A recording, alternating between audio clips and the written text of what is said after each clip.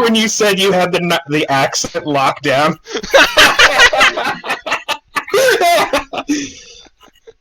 Oh, this is so good. Okay. Yeah, so, if you'd both like to describe to each other what your characters look like in this moment.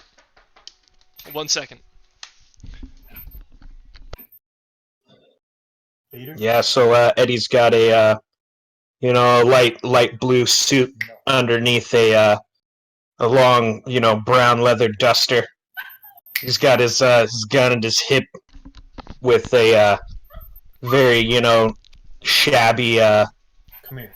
shabby brown hair coming down a little bit over his eyes, and yeah, like just blue bombardier's eyes.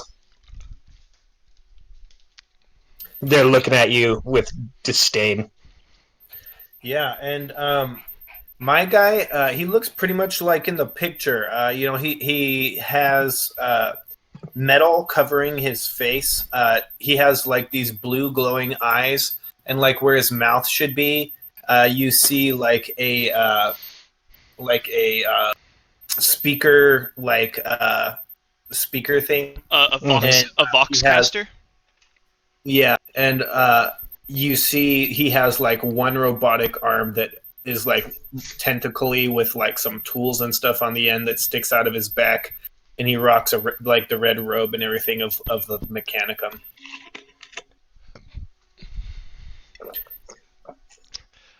Yes, says Mikhail, interrupting your...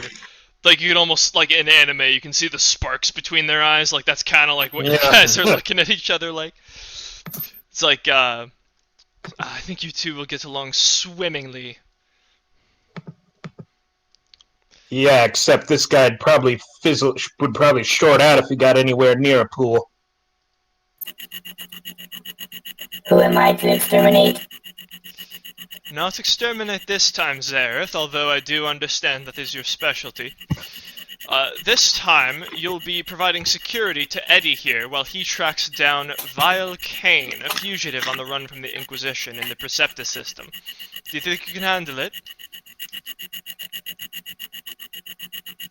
The Eddie must survive. Preferably. I do like the way he has a nose for things. Your wish is my command, Lord. I'm here to serve the Imperium. That's a good man, Zareth.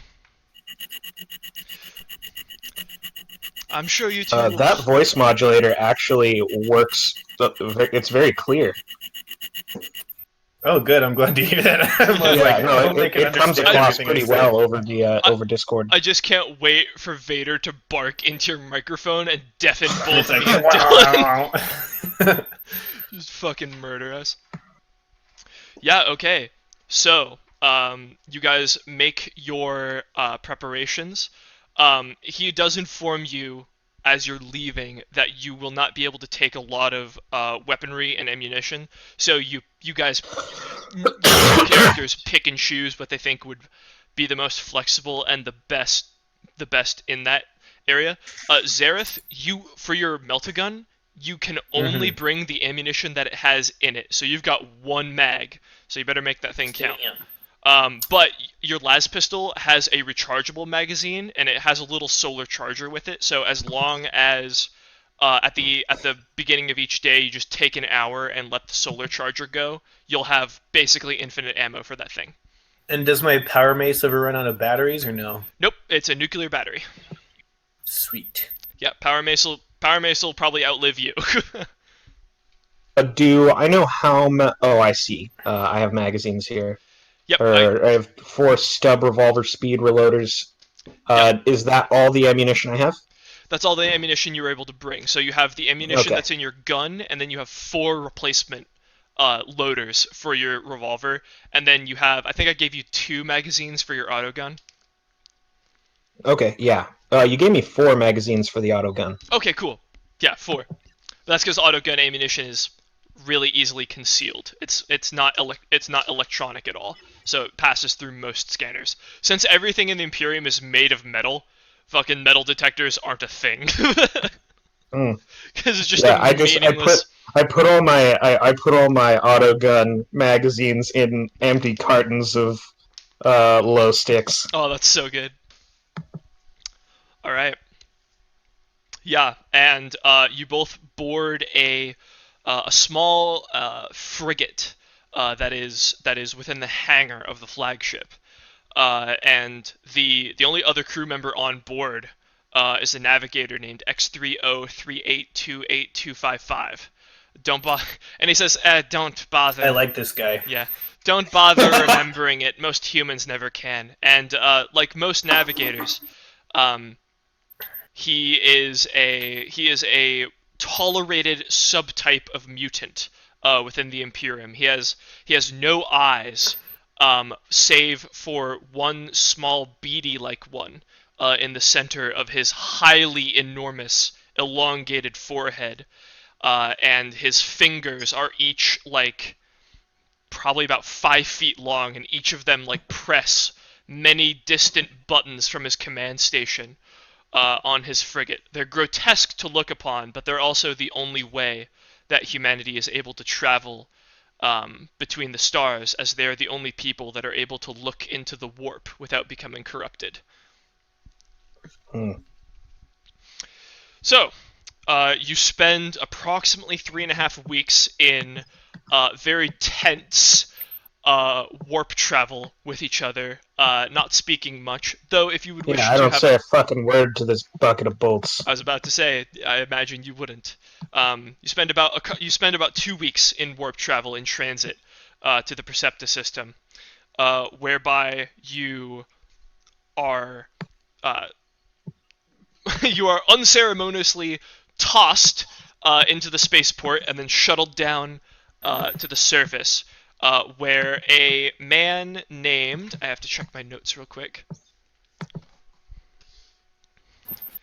Adam Vermouth, yes, a man who introduces himself as Adam Vermouth at the spaceport, the ground level portion of the spaceport. He greets your capsule as you arrive. Doesn't say a word to you other than, "I presume you're with the Inquisitor? Please follow me. And do try to keep a low profile." You follow him through the streets for a little while until he leads you to this massive hive block complex, probably 500 stories into the air, and he takes you up to what you kind of lose track of the dings in the elevator, but you imagine it must be the 400th, 450th floor.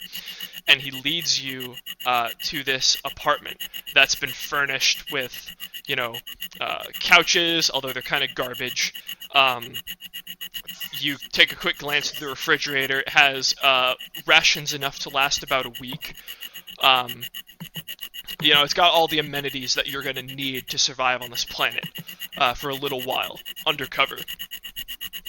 There's a telescope in the window, so if you need to look at some other hive block, and you guys, in the structure of this hive city, this massive, sprawling, and now that you're on the upper level of this hive complex, you can see, as you look out your window, sprawling metropolis as far as the eye can see. And you guys are still in the lower layers of this hive block, where you're looking up this kind of mountain of city that just extends off into the stratosphere above the cloud layer. You can't even see the tops of the spires. There's automotors, people, planetary defense forces moving to and fro. You even spot a couple of Valkyries flying through the air.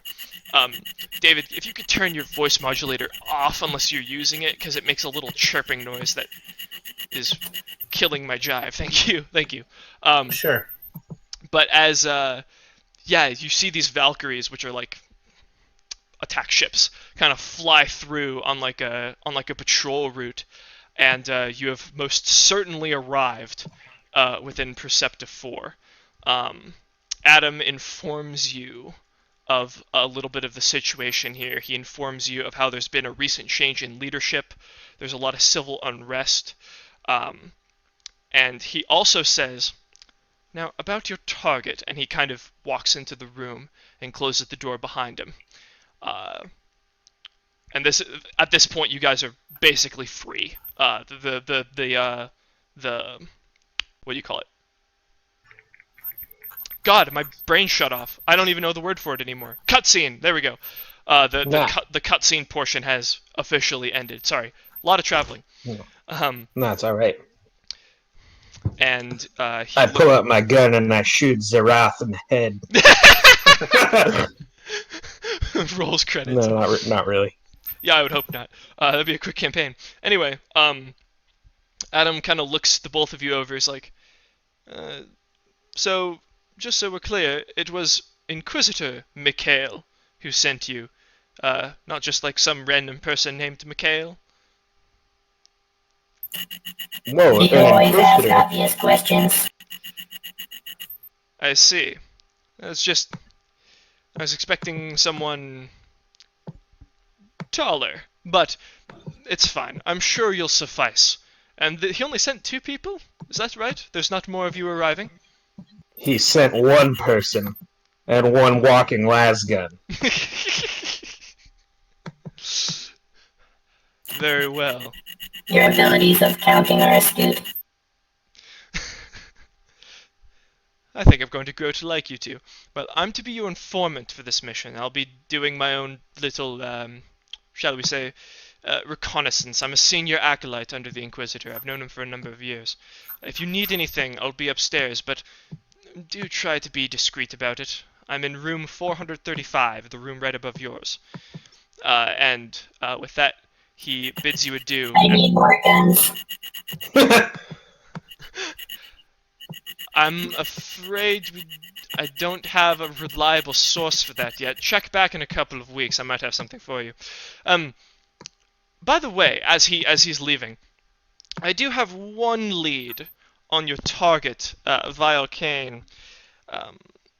Since he's fled to this planet, he's made something of a name for herself in the city's underground. Whoa, herself? Yes, you didn't know that Vile was a female? Take a long drag on my cigarette. Well, I'm glad we ain't killing her. But no, Oh, thought with a name like Vile Kane, it was gonna be some ugly fat man. Your chivalry outstrips us all, Eddie. I digress. Within the city's underhive, she's become something of a celebrity, which has caught the attention of certain, shall we say, unscrupulous upper hive merchants. In 2 weeks, there's to be a gala held at the... Oh, fuck, where the hell? The Acopine Stadium. That's what it was. The Acopine Stadium. All the bigwigs from the upper hives will be attending. No one from the government, thank the Emperor, but quite a few wealthy merchants, let's say. I also heard that the rogue trader who just arrived on planet is to be making an appearance there to tell of his travels through Xenos-infected waters or some such bullshit. If you can find So what a way... exactly has this Vile been doing to make a name for herself? I'm not at liberty to divulge, even if I did know. The fuck kind of informant isn't it in liberty to indulge? What? No, Indulge. I'm saying I don't know. I have about as much information on her as you do. All I know is that my boss wants her, and I want to keep my job. Hey, I got a quick question here. So, Yeah. I have mechadendrite use utility, but like, I don't have anything that says what I can actually do with it. And I looked in the book, and there's like it just says that I can use my mechadendrite. Yes, so that is the talent associated with your mechadendrite. To figure out what it does, you'd have to go into the cybernetics section and look at the mechadendrites. I know off the top of my head, though, that the utility mechadendrite gives you a flat plus 20 to any tech use you make. Oh, okay. Yeah, it just gives you a fat fucking bonus to your tech use abilities. Thank you. I think it can do other stuff too. You might want to look at the cybernetics section. Yeah, I'm going right now. But I know that the one thing it does do is give you a fat plus 20 to all your tech use checks. Sweet. Is there anything else, gentlemen?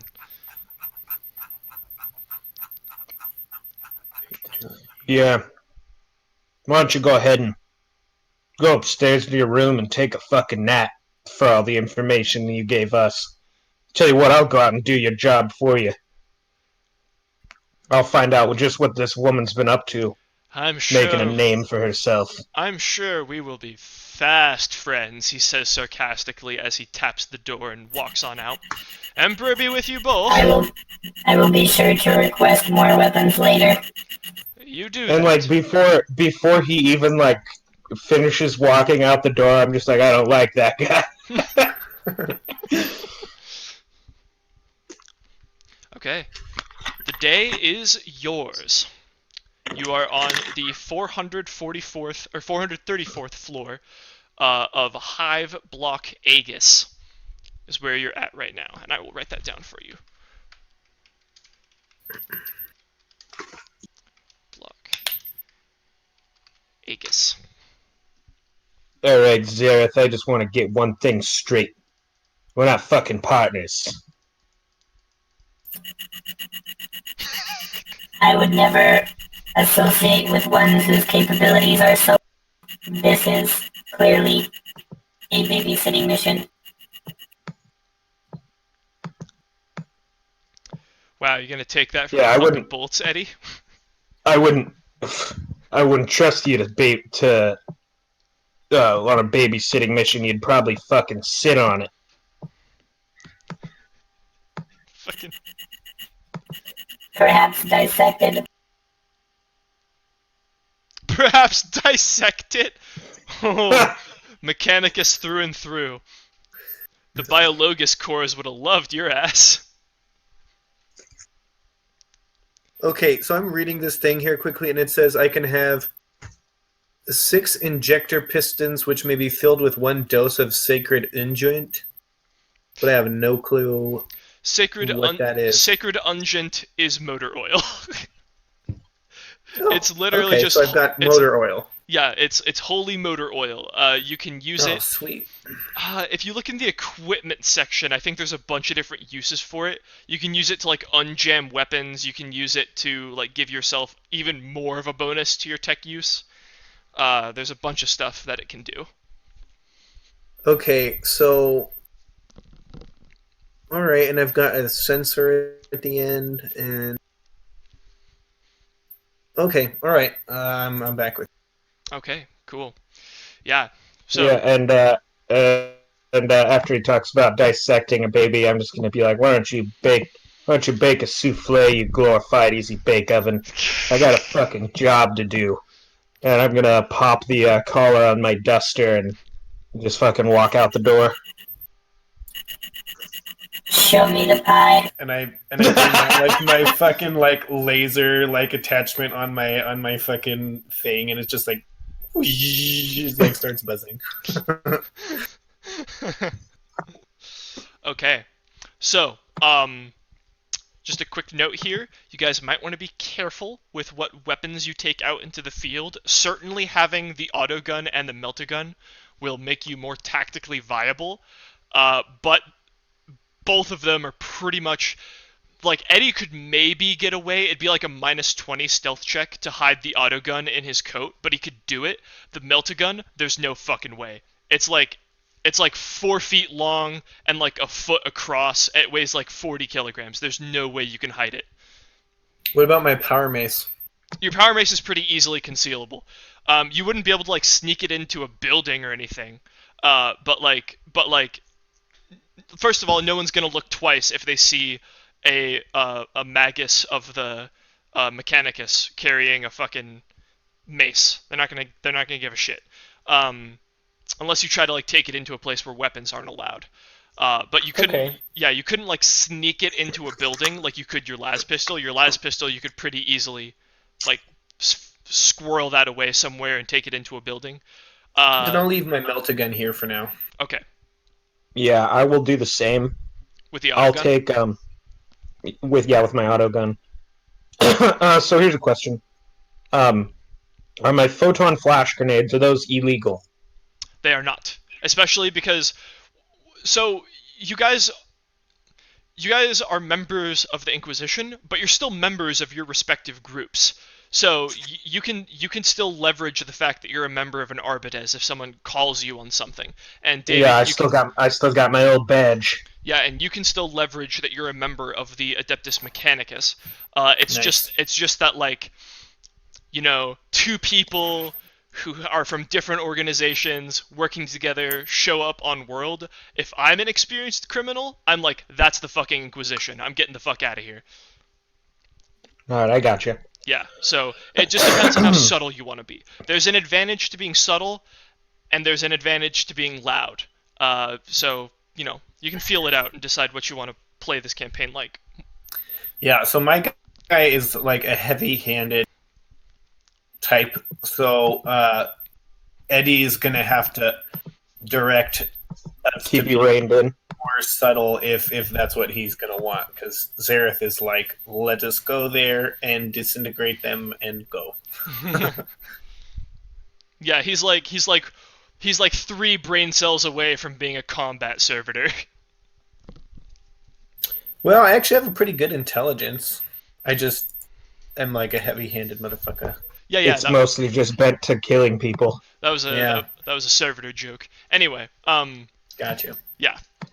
Moving on. Yeah, so the only lead that you have so far is that there's going to be a gala in a couple of weeks, and if you can find a way to get yourself invited, that might be an relatively pain-free path to getting to Vile. In at least Eddie, in your experience, you know that Yeah.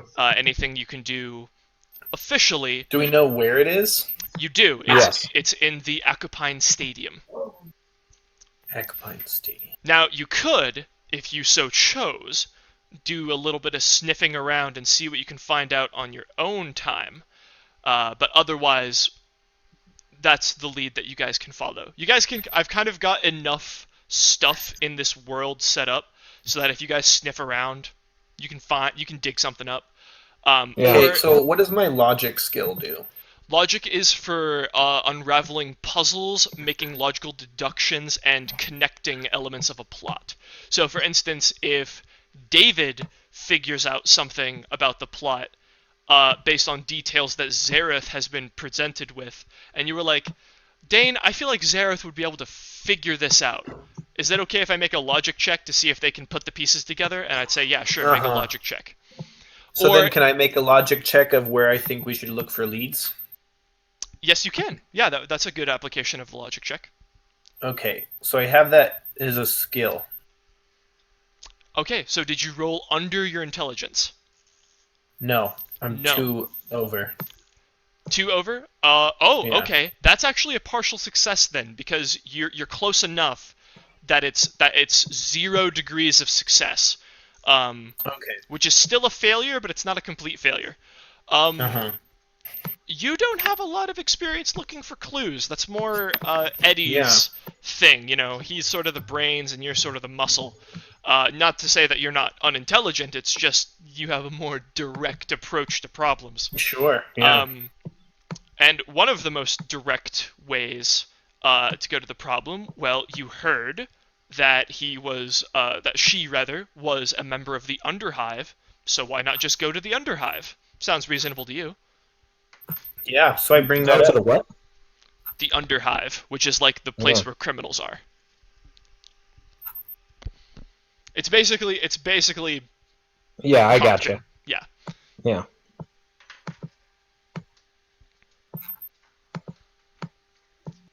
So Are Zareth you, brings are that you up going to to bring you. that up? All right. We should go search the Underhive. You don't just go marching into the Underhive. Trust me. I was a beat cop in plenty of Underhives. Doesn't usually work out well. They'll probably sniff me coming a mile away. Better start small. Sit bar. And just want to start looking for a seedier establishment. But I'm not trying to go into the belly of the beast. Right, you're not trying to go into the actual Yeah. fucking... Go ahead and make me a inquiry check. That's what inquiry is. Is you're trying to sniff something out.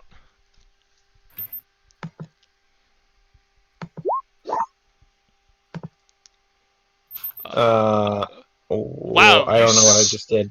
That's the macro. So your target was 16, and the reason it was so low is because you don't actually have the inquiry skill, so it's giving you an automatic minus 20. Well, shit, if I had known that was that's what the inquiry skill was for. Exactly. Yeah, that's why I'm giving you guys bonus experience at the end of this, so you can round everything out. Okay. Yeah, but that's actually close enough. I'll call that a partial success. So you go downstairs and you kind of like accidentally bump into this really like jacked looking like planetary defense soldier who's like coming home from shift on patrol, and you ask him like, "Hey, where can we get a drink around here that isn't so uptight?" Toity fucking toity. Yeah, and he's like, Peter, shush. Hey, "Oh, you probably want to Stop go it. to the Broken Cog. It's come here. it's down by the second here. hive layer. You can't miss it. There'll be a bunch of what do you call here. them? Servants of the Emperor out front." And he winks at you. What the fuck is that supposed to mean? But I'll go ahead and take the directions and head to the second level. Okay. Do you have common lore Hive World? I'm from the I feel like I should. I have common underworld and Adeptus Arbitus, but I'm from a hive world. Okay, since you're from a hive world, I'll go ahead and say that you recognize the slang. The way he said it and the way he winked invokes the image of prostitutes. Ah. It's also highly blasphemous the way that he referred to it. Like, Alright. yeah, he wouldn't have said it if he suspected that you were a cop. Yeah. Well, that's good to know, friend. Thanks. Yeah, don't mention it. And Literally, don't mention it to anybody, ever. And then he goes off to his room. let's get the fuck out of here. Alright. That one takes the Emperor's name in vain. Yeah, well, maybe if you were a little more human, you'd understand. I understand shoving my lasgun up his ass. Oh, Jesus, you're about as discreet as a neon fucking sign. Now, might I remind you that we're here to find somebody and not kill somebody.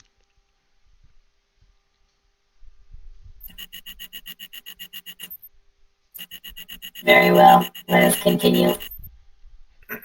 Alright. So you make your way out of your hive tower, and you're making your way through the streets that lead to the... Hive cities are built in tiers, so it's like a giant ring, and then another giant ring slightly above that one, and so on and so forth until it gets up to the very like upper hive layer. You guys are on the third tier, and you need to go down to the second. Being from a hive world, you know that you have to take a lift down to the second, so that's the direction you guys start walking. As you guys walk through the streets, it becomes immediately apparent that something isn't as it should be here. There are a lot of beggars, even for a hive world. That's saying something. There are a lot of beggars. Everyone appears to be extremely gaunt, and what food people do appear to be eating in public, they try to like hide away and like not make it so apparent that they are in possession of food. And you do recall from your briefing with Adam that the entire planet is in the straits of famine due to the change in leadership that they've experienced. As you make your way further towards this lift site, a couple of Adeptus Arbites block your path just before the lift, and... Oh, they block my path, do they? Yeah, block our fucking paths, Lee. What do you do? Who's blocking our fucking path? The Adeptus Arbites. So you see two guys in carapace armor, wielding shock mauls. They're like, "State your business in the lower hives." Yeah, we're here for a fucking drink. What of it? Hey man, everyone's got to live, and we're just trying to do our jobs here. Ease off.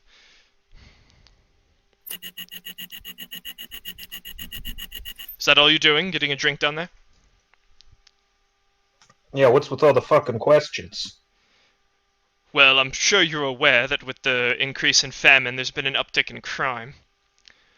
Lots of members of the, shall we say, less desirable sections of the hive have begun to make their way up towards the upper hives. And the lords aren't really, keen on getting their houses broken into in the middle of the night. You know what I'm saying? Yeah, well, does it look like we're trying to make our way up the hives? Trying to go fucking down the hives. Is there a bounty on less desirables? Despite himself, he chuckles a little bit and he's like, "Oh, if only. Unfortunately, all we're allowed to do is screen people. It'll just be a quick pat-down search, nothing too spectacular. Right this way." And Eddie, he kind of leads you off to the side and begins doing a pat search. Go ahead and roll me a stealth check. What am I fucking stealthing? Do you have your gun on you? Oh, I thought that was fine. Well, it is, but in case you don't want to play that card, we can just see if he finds it in the first place, because it's a concealable weapon, which means it gets a +20 to not be found. Okay. So he's getting and what am I rolling? just a stealth check, just to see how well you hit it. All right, let me look for that. Truthfully, I'm just trying to have you guys make a lot of rolls so that you get used to it. Yeah, no, that's fair. I see a deceive. I'm not seeing a stealth. Oh, it might not be called stealth. Sorry. Down at the bottom, it says stealth. Okay, So cool. it's, There is stealth. Yeah, you got to go past navigate, operate, and then below that is Oh, I see. stealth. Yeah. So because you don't have it, it'll be a -20, but because it's a concealable gun, it'll be a +20, so it'll just be neutral. So it says target modifier. What should I put in there? That is like if I say, you get a +30 because of the situation. Okay. That's where you'd put that. Like if you're trying to do something really easy, I'd give you a +30, and that's where you'd put that.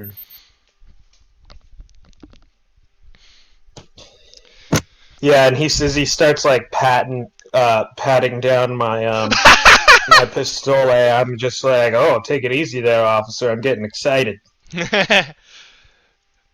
He's like, "Oh, stub revolver? What pattern? Widowmaker?" And he kind of moves a little bit of his Arbites sarong aside, and you see that he's got the same pattern pistol that you've got. Yeah, good taste. Oh, I hope you won't make any trouble with it. Might have to take it away when you come back. Yeah, And, I hope. He pats you on the shoulder and pushes you through. And you, bucket of bolts.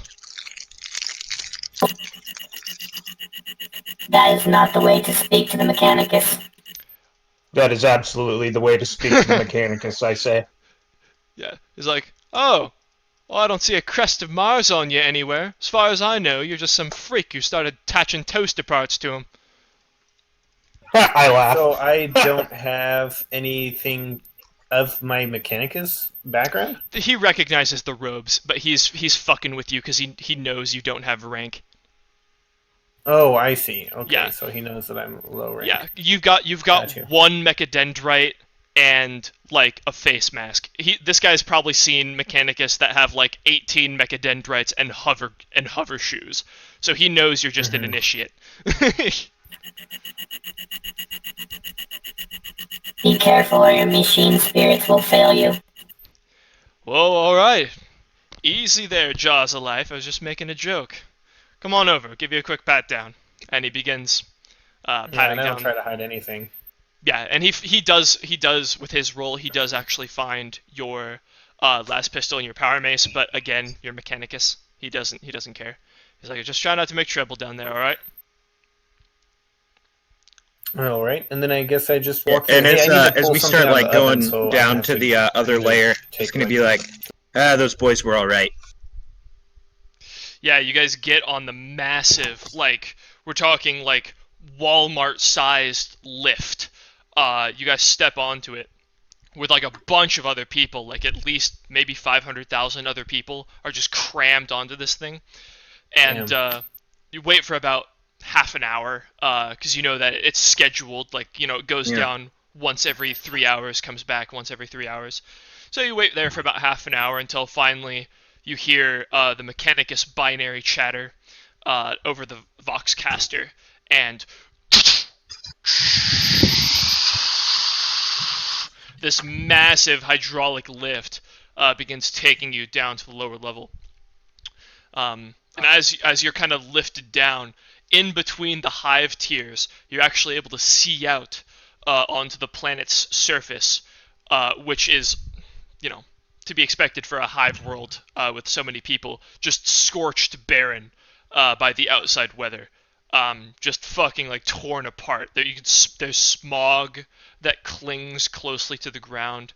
You see data relays and cables running off into the distance as far as you can see past the horizon. And off in the distance you can see another hive complex just like the one you're in, with another, 300 billion people in it or whatever. Truly the scale of the amount feels of like home. Yeah, the amount of people that live on this planet is truly mind-boggling. Especially, David, you're from a Forge world? Yes. Yeah, not a lot of people live on Forge worlds. It's mostly machines and Mechanicus. Okay. And this is like, even just the amount of people that you're crammed into this thing with, you feel like a servitor. You've just been like shoved into a fucking crate and shipped off to wherever you're gonna go. This is a staggering amount of human life, and the stench is unbearable. Eddie, you feel right at home, but Zareth... How you holding up, Tin Man? Actually, I think my guy feels fine, because even though there's not a whole lot of people and stuff, like, I feel like in the Mechanicum,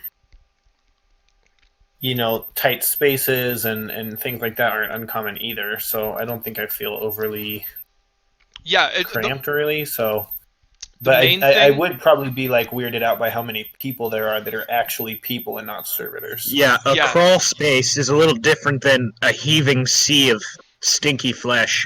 Yeah, it smells like shit. Like, it smells terrible.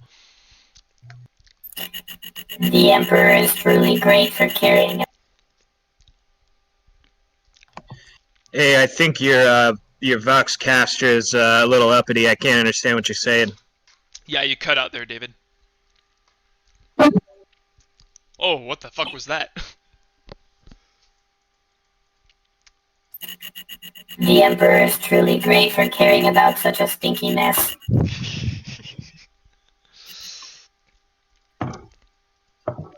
Yeah, he's alright from what I hear. Alright. As you continue to grind your way down the lift, finally after about 10 minutes of solid travel, it impacts the next tier of the hive, and people begin filing off over the course of about 15 minutes. It takes a while for everyone to kind of orderly be moved down to the second layer of the hive.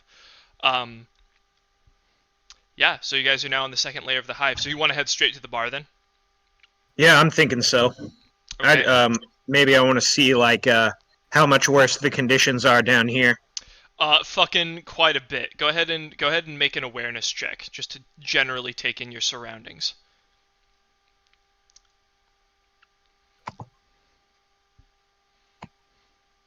I'll go ahead and roll in too. Okay, go Oh, ahead. Jesus. Yeah, have you guys succeeded on a check yet? No. Jesus. So Well, I mean, my I rolled a fucking 19, but... perception is 31. Okay, so just roll a d100 and see. Jesus. Wow. Wow. Okay. Yeah, your guys' senses are overwhelmed.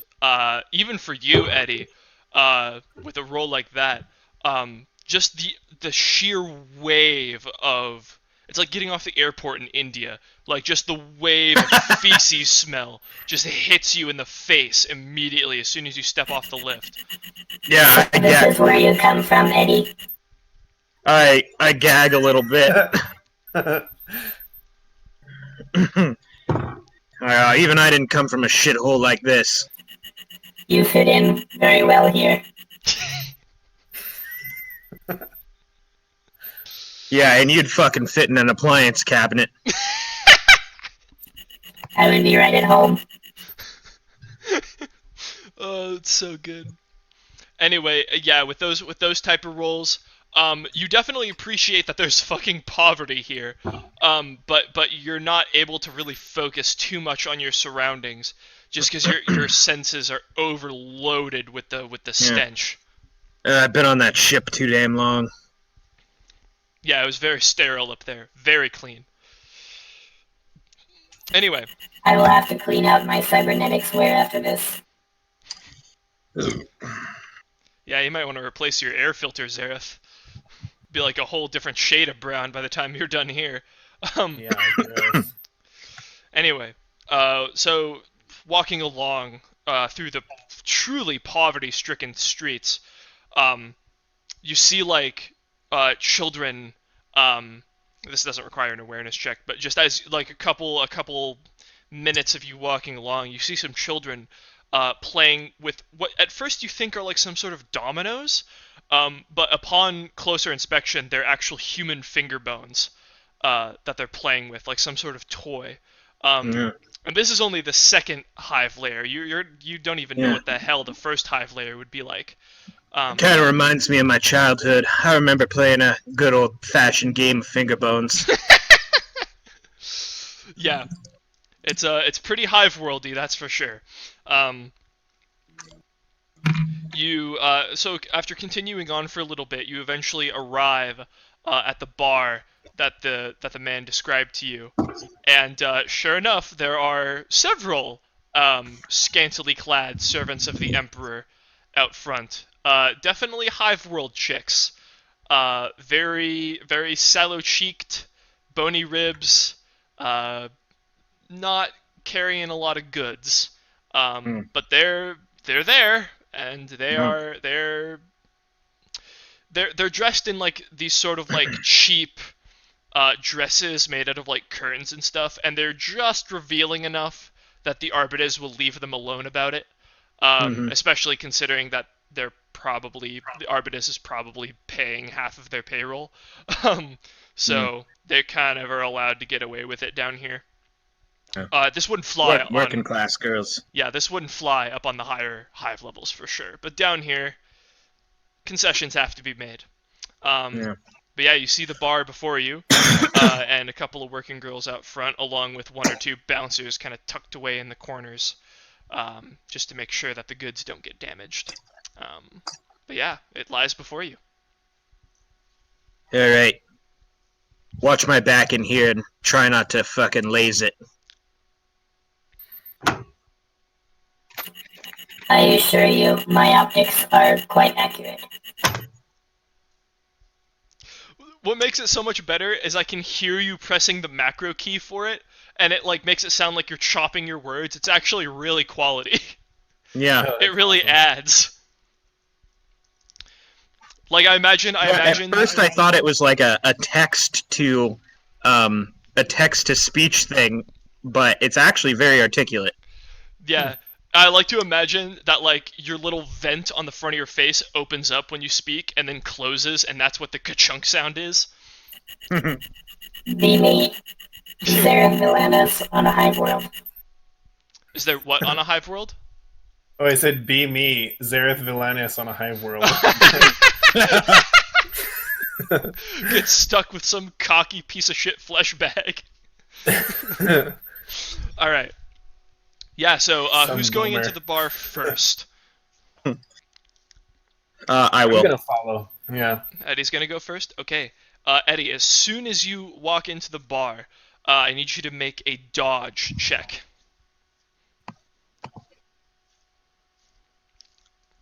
Well, we all know how these rolls have been going. Yeah, God. I can't believe you guys have really good stats, I too. would have had. I thought I would have had dodge too, but I guess I don't. 75. Yeah. Right Oh as my you God. right as you enter the bar, a shot glass ricochets off of your forehead, and shatters against the wall. It doesn't do any damage, but it does open a little bit of a cut on your right temple, and you bless the Emperor that it didn't hit a little further to the Who right, the or you would have been Fuck through unconscious. that. You say that, Eddie? Yeah. Okay. The bar goes quiet for a second, and you notice there was a little bit of a tussle going on in the center of the bar.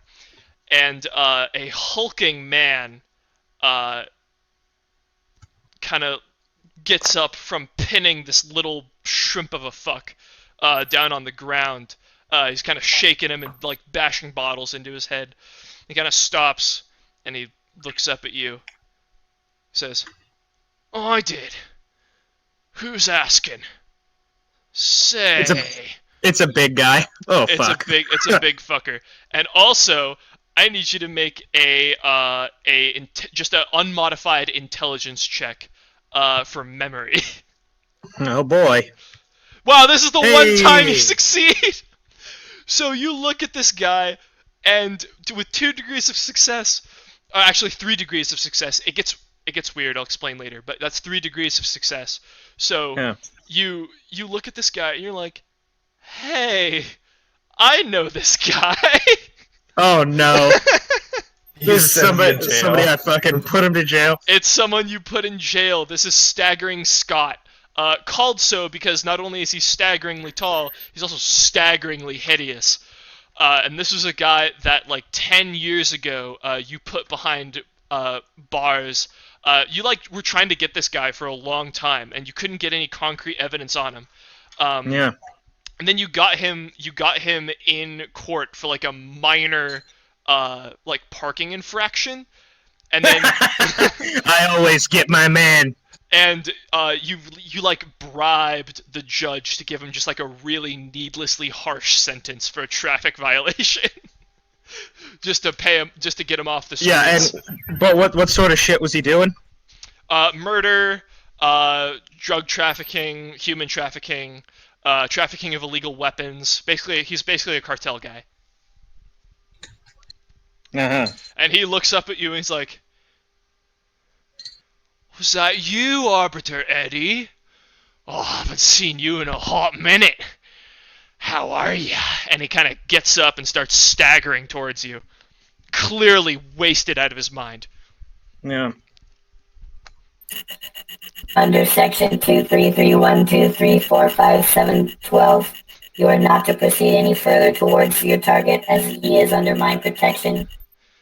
"Oh, is that right?" Blech. And he kind of like throws up a little bit, like out of his mouth, but it doesn't slow his advance a little bit. And he's like staggering through tables. He like smashes into a fucking prostitute and knocks her over the table. He's fucking like staggering towards you, but he's still a good 10 meters away. So you've got some time to I'm respond. gonna take like a drag on my cigarette. It's like it's half burned, and I'm just gonna fucking flick it onto the floor, and I'm gonna be like,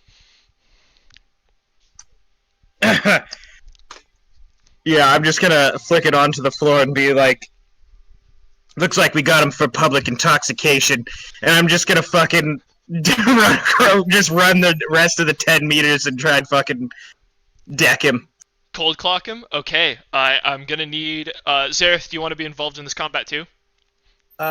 So what I would like to do is like ready in action if I can, and I would use 1 fate point to assure a hit with my weapon skill, with the mace. And I just am going to like wait and watch for a second, and if he attacks Eddie, then I'm gonna smack this dude with the mace. Okay, cool. So we'll come to that on your turn. So why don't you roll initiative as well? One initiative is just 1d10 plus your agility bonus. All right, am I rolling that as well? Yes.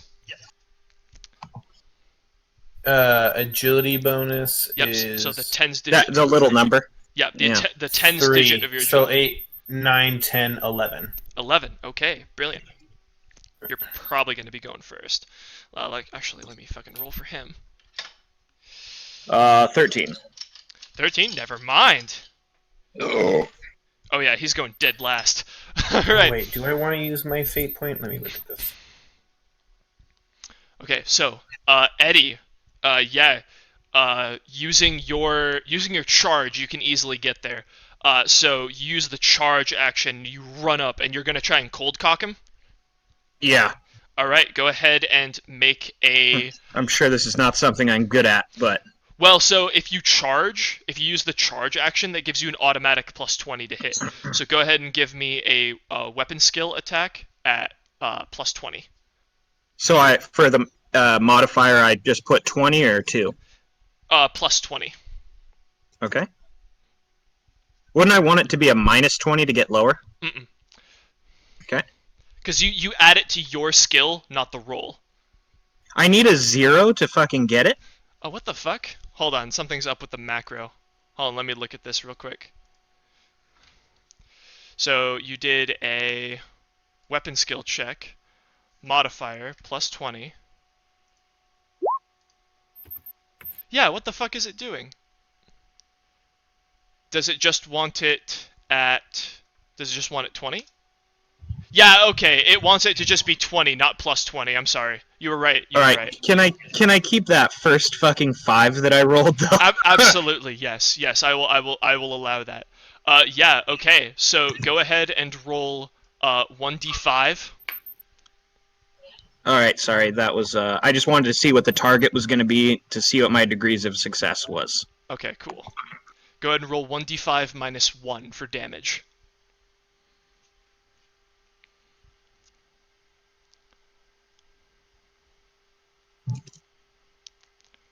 He is going to try and dodge, but he's...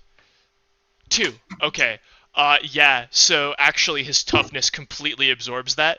So you fucking smash him across the face, but not only is he so drunk that he probably wouldn't have felt it anyway, but his constitution... I mean, this guy is huge. He's a big fucker, and you're not...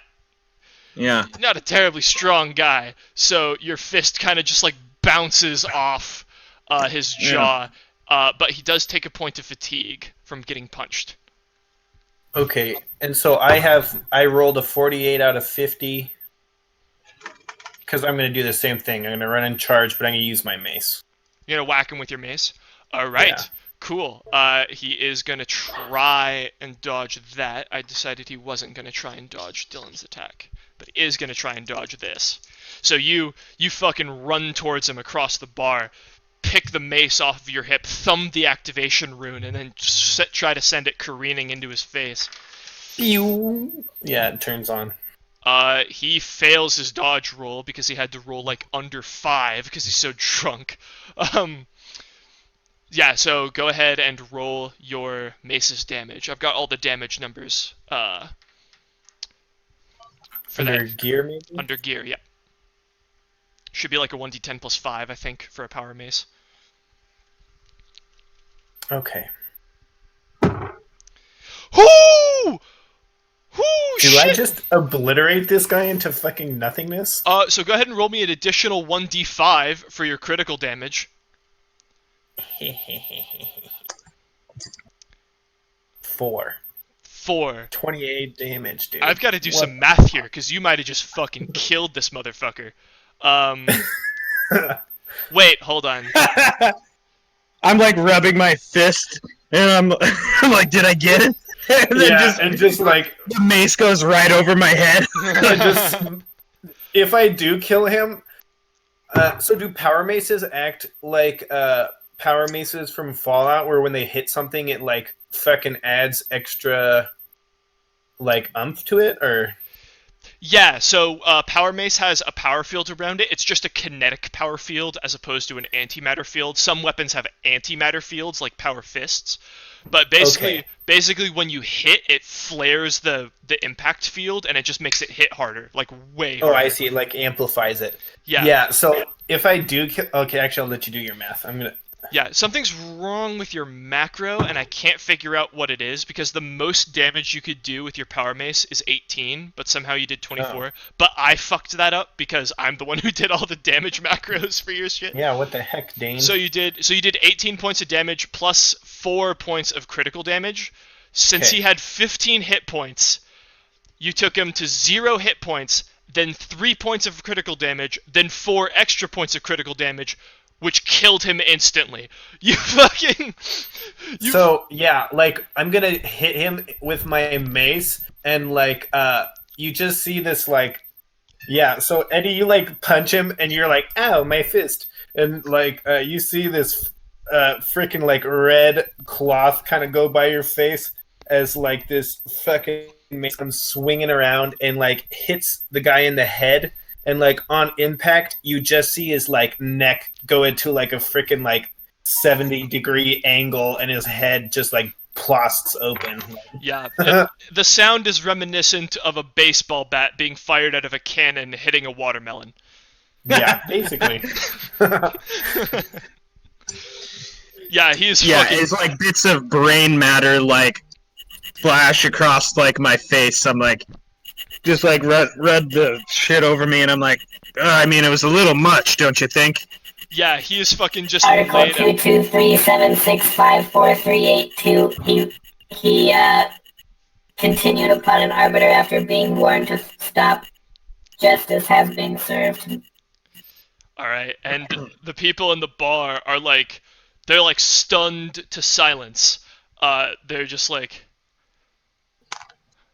And then... Yeah, I'm gonna pull out my it's an arbitus is what I am, right? Yeah, you're an arbiter.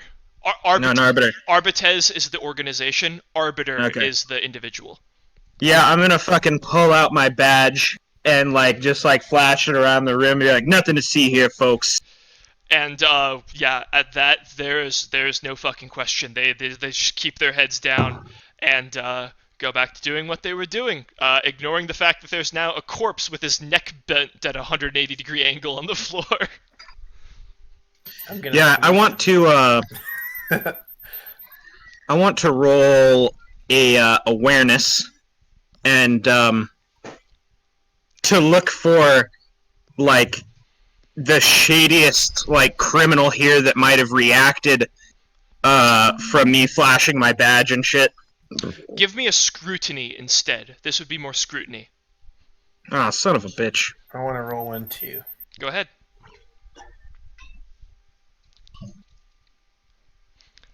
Why is my target 11? Oh, because I Because only you don't have it. Yeah. Yeah. Oh, well, fucking there you go.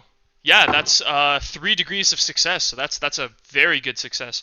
Yeah. You scan the room briefly with your practiced detective eyes, and you spot a fairly shady but also fairly shaken looking young gentleman in the back who's sipping on a mug of recaf, but it's like clattering around in his hand as it shakes. Like he's like it's There's the like wine spilling over the edges because his hands are like shaking so bad. yeah, it's like the 40K equivalent of Yeah, and I'm gonna be like, is my badge is still up in the air? You know, I do my quick assessment. I see his reaction. I'm like, all right, I'm gonna have everyone vacate the premises. This is now the scene of a crime. And then I'm gonna fucking make pull out. I gotta remember what the skills are called. I think it's persuasion in this game. Charm. Make me a charm check, please. Or command. I'll let you choose. Command would actually probably be more pertinent. It will be shitty enough with either. Okay, cool. That'll work. Son of a bitch. Okay. A couple of the working women shuffle out.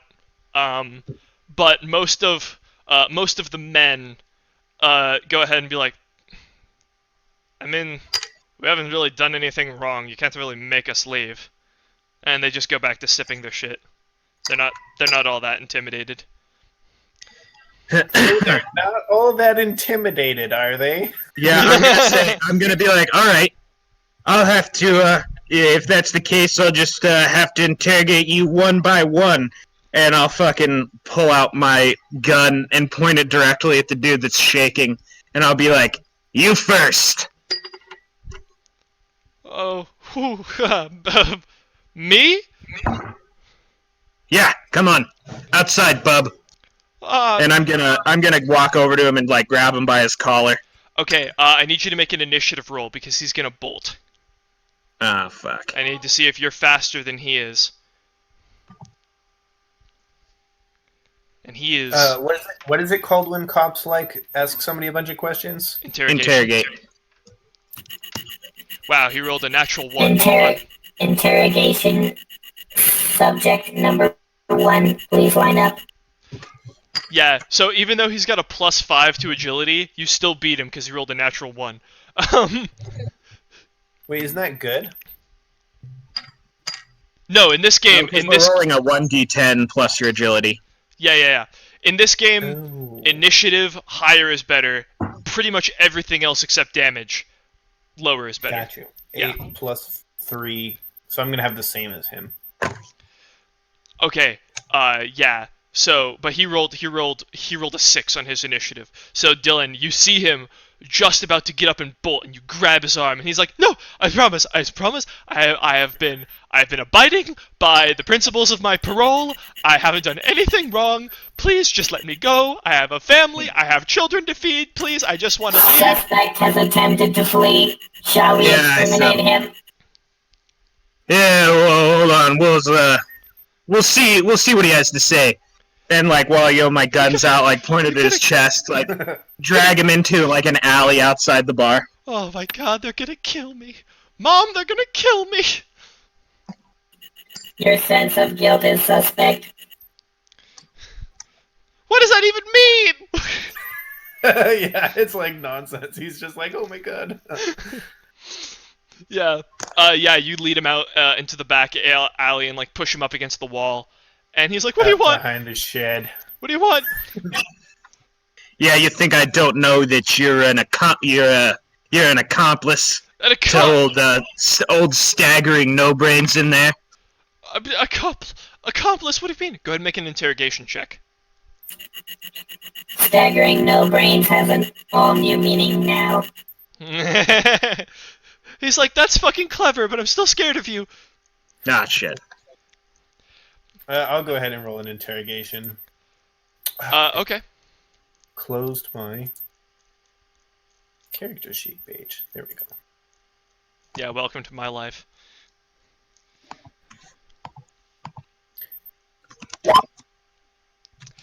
Yeah, he calms down just enough, and you kind of see it in his eyes that he knows you don't have anything on him other than a suspicion. But he's still pretty scared. But being that you're a practiced detective, you know, and he knows that you don't have anything on him. So he's like, "I don't know what you're talking about, officer." What? He's coming right at us. What does my face of the law do again? Face of the law. That's your Adeptus Arbites background. Let me. Yeah, and go ahead and tell me the page number that's on when you find it, so that I can record that here. I will. can I get have that it. right now. I have it all sticky already have noted. the It's thing on open. page. It's on Oh, page nice. 48, Dylan. Okay. And what it does, an arbiter can re-roll any intimidation or interrogation test and can substitute his willpower bonus for his degrees of success on these tests. But you have to succeed first. Sweet. Oh, to try to get even better. So I have to succeed before I can reroll. No. You can re-roll, but you only get 2 rolls, and you only get the willpower bonus if you succeed. Okay. Yeah. All right. Well, I'll go ahead and give it another roll. Yeah, you just get free re-rolls on interrogation checks. Ah, damn it. Yeah, and unfortunately you didn't succeed, so you don't get the degrees of success. So Yeah. So he knows I got nothing on him. yeah, he's. You get the feeling, even though he's shaky, with as fast as he's running, he's probably fairly adept at evading the law, but he's still scared shitless of you because you have a gun. And he's like, I don't want to die, please. Yeah, Please, just let me go. I didn't have anything on staggering, on old Staggerbrains in there either. I still got him though. You can see he remembered me very well. Go ahead and make an intimidation check now. Dude, damn. oh my god, dude, the targets of success are so brutal in this. Yeah. Where it's like once you get late game, it won't be so bad, but yeah, for right now. And also, he's kind of... A lot of your tests are going to start taking penalties now, because you failed so many checks by so many degrees of failure, that he's kind of like calming down and beginning to collect himself. And you try to intimidate him, and he's like, no, I mean... What have you guys got on me? I mean, if you just kill me, that's murder. Then the Arbiters will come after you. Do I have permission to kill him so that he does not go tell his friends? Whoa, hey, whoa, let's just calm down here, guys. I'm gonna pull out my mace and turn it on. I didn't bother reading a lot of that paperwork on joining the Inquisition. Can we get away with murder? Do you actually say that? Yes. Okay. Go ahead and make one... I wanted to name drop it. Alright, go ahead and make one final intimidation check, this time with a plus 20, but this is going to be the last check that you can make against this guy. So I just add a flat 20, right? Yep. Oh, spawn of a God bitch. damn. Alright, And- I vote we can. Yeah, and, well, hold on, there's an order of events here. So, at the mention of the Inquisition, at first you see he blanches just for a second, but then he's like, you guys, with the Inquisitors? Fuck you guys. You guys are just a bunch of hack cops who can't figure out how to arrest people legally. I'll see you guys later. And then he's gonna bolt again, so if you want to try and stop him, it's gonna be an opposed... That one. what do you call it? Initiative roll. It's going to be an opposed initiative roll. I got Okay. in that one. And he got a natural 9, so he's bulking Yeah, out of here. I'm not even gonna bother rolling. When I see him trying to struggle, I'm just like fucking disappointed in myself, and I just let him go. Yeah. So he fucking rails Can I it. shoot him? If you want. I would like to know, can we get away with murder? Because I might try and stop him from shooting right now. Only the Emperor knows. I mean, you know that discharging a weapon is generally loud and generally attracts a lot of attention, and killing someone while discharging a weapon in a hive world, I mean, you guys are kind of in the lower hive, so you might get away with it if you flee the scene of the crime fast enough. Yeah. But also, you'd be acting well outside the bounds of the law. Yeah, so that I got a 12 as my initiative. So that Alright. puts me ahead of Fine, I Dave, won't right? shoot him. It does. Yeah. I'm just gonna as I see him pull up his gun, I'm just gonna put my hand on his arm and I'm like, take it easy, take it easy. We fucked this one up. Yeah, and he's honestly, with as fast as he is, and with as high as he rolled in his initiative, he's out of there before you guys can even line up a shot. I did not fuck up anything. I was a bodyguard, as was my duty was chosen. Santiago always handled this part of the job.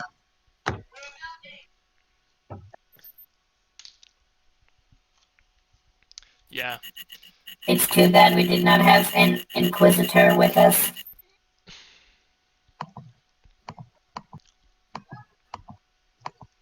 Yeah, well, we'll get there. We'll get there sometime. At least I will, for sure. We'll find more people to kill. Alright. So, with that, you find yourself standing in a damp alley on the second tier of the hive, near a bar where you killed a man. Yeah. Yeah, we should probably go find a different bar. Alright. Yeah, well, I'm following. I'm just playing bodyguard. Yeah, I'm gonna just pull up my collar and just start wandering the streets till we find another seedy den of iniquity. Cool. Go ahead and roll me an inquiry check.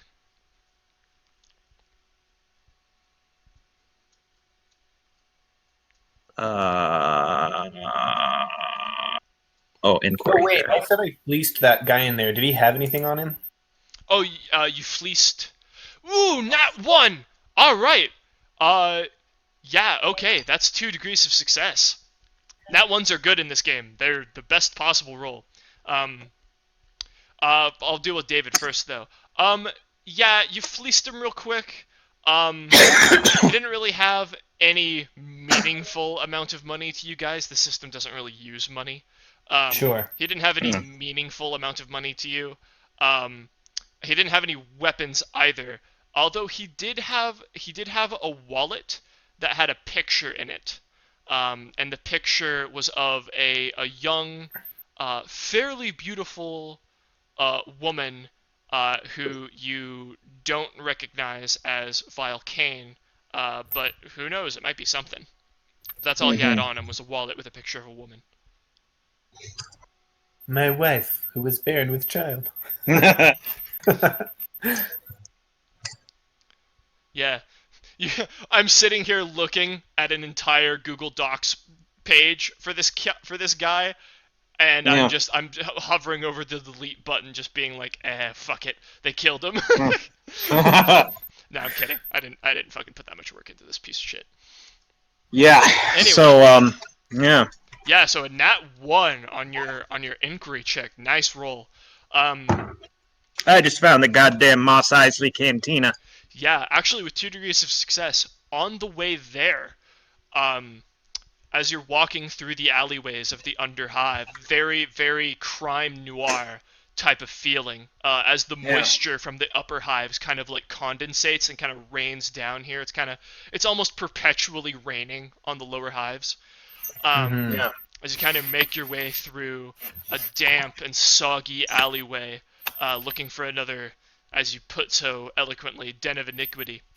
You hear from beside you, psst, hey guy. Yeah, I'll turn to look at him. Hey man, how's it going? You look a little rough around the edges. Look like you could use something to take the edge off, you know? You wanna... Oh boy, could I. Yeah. You know, what's your poison, man? We got some spook. That's mainly what I sell. I got spook. I got low sticks. I got a lot of them. I got the deluxe ones that got a little bit of psycho laced in there to give you a little kick in the morning work routine. You know, what you looking for? I don't know. Let's see your merchandise, and I'm gonna kind of wander into the alley a bit.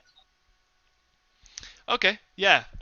You approach him a little bit, and he kind of huddles up next to you, and then he kind of opens his coat a little bit, and he shows that he's got 3 syringes of spook, and he's got a couple packs of low sticks, some regular, and then some that are laced. Yeah. Low sticks. Now we're talking. I'm gonna say, I'm gonna like kind of glance over my shoulder and be like, "Hey, Toaster, what do you think? What do you think about this? Sometimes the Emperor delivereth." Yeah, Zareth, you're watching a drug deal happen like right here in front of you. Low sticks are illegal? They're no, but legal. all his other drugs are... They're legal, but you see the spook that he has, and that's highly illegal. That's like black tar heroin illegal. Mm-hmm.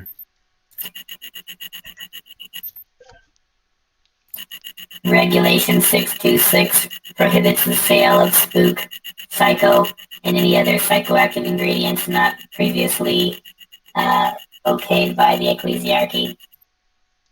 Yeah, look at that. Looks like we got a little bit of spook here. And I'm gonna sort of like put my hand on his chest and push him into the wall. Who? The fucking drug dealer? Yes. Yeah, and he's like, whoa, hey, what's the big idea, man? What's going on? Corrupting the Emperor's children is heretical. Shall we exterminate him? Whoa, heresy, extermination. Hey, boys, come here. We got a problem here. And from around a dumpster, further into the alleyway, and Zareth, you notice now behind you. Neither of your guys' passive perceptions were high enough to notice this. From behind you, a guy armed with a combat shotgun, and another guy who's got a fucking some sort of just like basic club like thing kind of like comes around the corner, and they're kind of like, the guy with the club's kind of like patting it against his hand like, oh, what's all this then? A couple of good do-gooders come down here, try to tell us how to do our business. Quick question. What's the difference between a crack grenade and a frag grenade? Crack grenades are they're anti-tank grenades, so they have like a little weight in the bottom, and you throw them on top of a tank, and then the weight causes it to point downwards, and then it fires a sabot straight downwards. They work on people too, but you have to like hit them with it. Got you. So it's an anti-vehicle device mostly. Yeah, it doesn't have a blast radius. You have to hit them directly to do damage. Got you. Okay. Yeah, I'm just gonna be like my hand that's on the guy's chest. I'm gonna like pull off and sort of like dust off his jacket. And I'm gonna be like, yeah. So, what's the going rate for low sticks around here? For low sticks, they're not that expensive right now because you can't eat them. But they're about 25 thrones a pack, which is an outrageously high price, but not for here. Yeah. How far away is the guy with the shotgun? They're like pretty much right up on you guys. Like this whole encounter chain is like about 6 meters long. So is he within mace distance? If you walk up to him, yeah, you could definitely hit him with Oh your mace. God, we're gonna get fucked here if we fight. So I am going to go ahead and now seems like a better time to do this. I'm going to. Oh, where is it?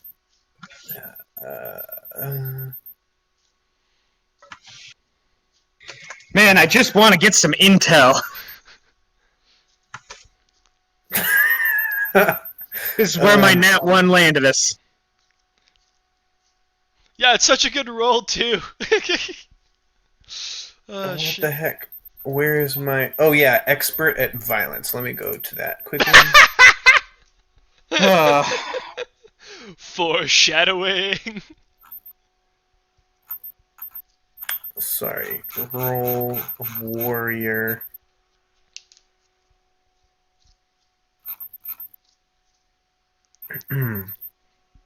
Okay.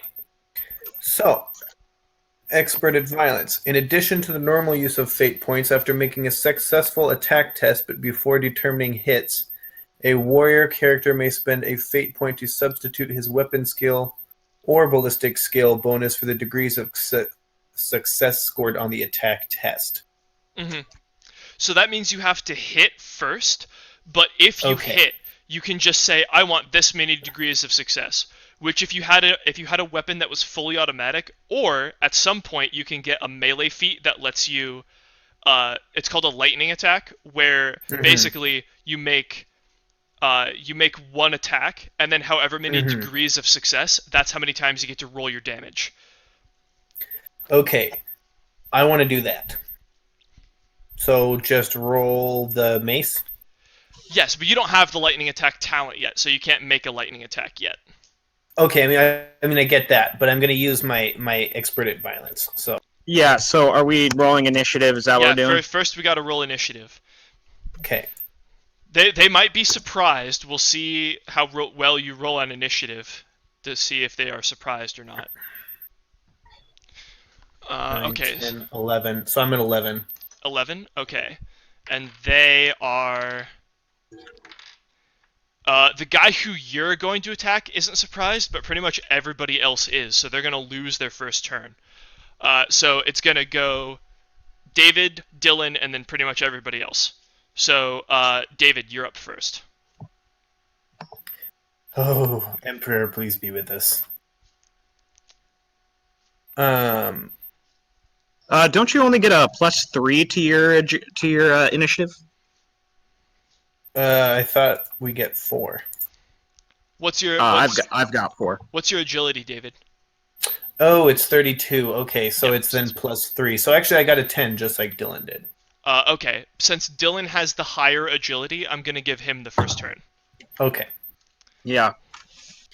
So I'm already starting to get. I have Vietnam flashbacks to the bar, and I sort of like look out of the corner of my eye, and I see him reaching for the power mace, and I'm just like, ah, son of a bitch. And like as I'm saying that, I'm just gonna fucking like a cowboy reach for my gun, and I'm gonna blast the shotgun guy. The shotgun guy? Okay. You know. Go ahead and make a ballistic skill attack. Ballistic skill. Because you're so close, you'll get a +20 bonus, and because you're just doing a regular attack, you'll get another +10 for a +30 total. Yeah, and I've got that solid projectiles talent. What does that do? That just means you can use solid projectile weapons without penalty. Okay, I gotcha. And I'm getting a 20? You're getting a +30. Because he's close and you're just making a regular attack. Ooh! Oh. Ooh, right in the dome piece. Yeah, go ahead and roll damage. That's absolutely a hit, and I don't even think he can dodge that. He's gonna try. Nope, 76. Okay, and I just roll damage? Yep. Or roll to hit? Roll damage. 7 impact damage. And is that macro working correctly? Yes, that macro is working great. Why the fuck is David's macro? God damn it. Me?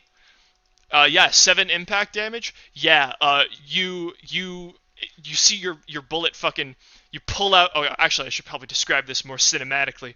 You fucking reach for your 6-shooter and then whip on the guy who is in front of you, trying to sell you the drugs. You whip around and you look down the iron sights of your revolver and you catch the guy's cheek with your bullet as you pull the trigger, and the familiar kickback rocks your arm, and you almost see your bullet in slow motion graze the side of his cheek, and he's like, "Ah, Emperor's blood! Fuck!" And it looks like it hurt him pretty bad. He might have gotten the bone in his cheek with that, but he's still standing. Yeah.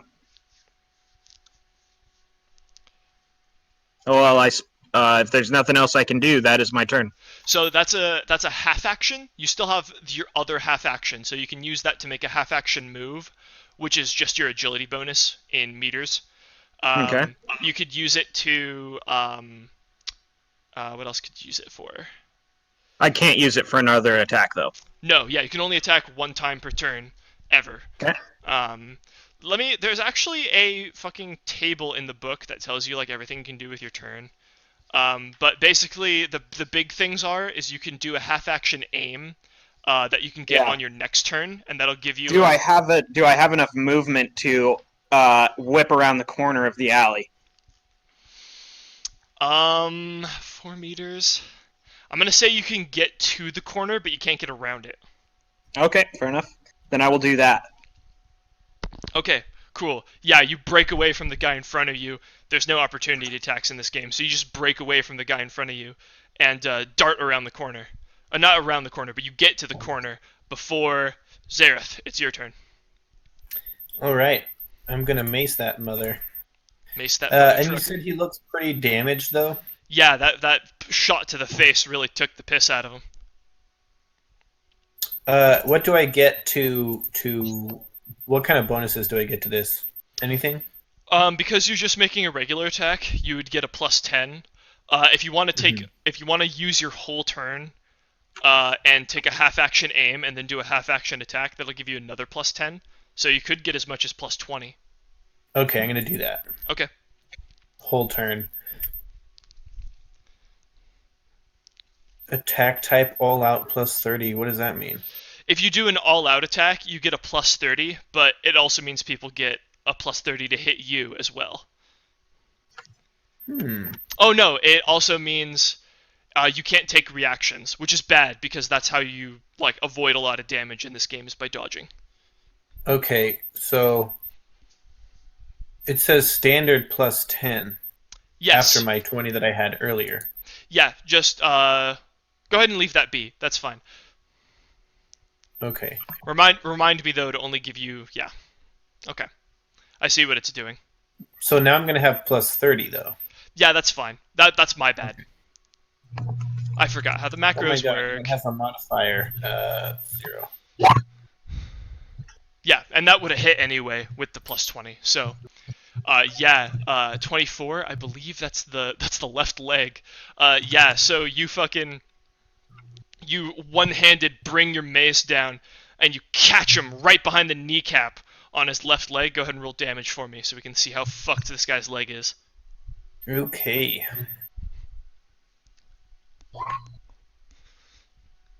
And your macro's still rolling weird, but it's fine. I can interpret it what it's Yeah, it says 1d10 plus 8 plus 3. Plus 3? What the fuck's it giving you the plus 3 for? Nani? So it would have been 3 plus 8. Yeah, it would have been 3 plus 8. Why is it giving you plus 3? Everything about this macro... Wait, that still doesn't make sense because that doesn't make 17. Yeah, what the fuck is it doing? Is it adding your strength again? Hold on. Let me try something real quick. Okay. 15. So that's 4 plus 5 plus 3. Is not 15. Where the fuck is the other 2 coming from? What the hell? Alright, something's wrong with your macro. I'm gonna have to like look at the actual JavaScript on that one. But that would have been...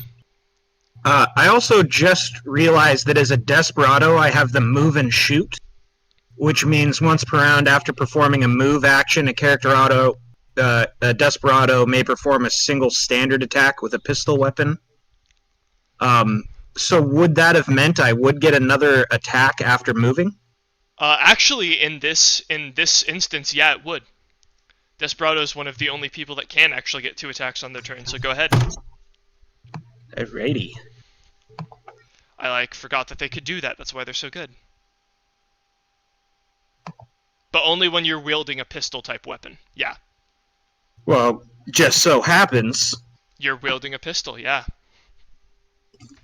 Sure you want to switch to Seeker?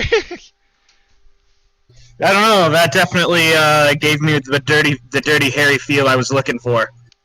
Yeah. Does 9 Yeah. impact damage. Oh, did you roll the hit yet? Oh no, I didn't. Okay, go ahead and roll the hit. It'll be a plus do I 10. It'll be a plus... Okay. Actually, it will be a plus 30 still.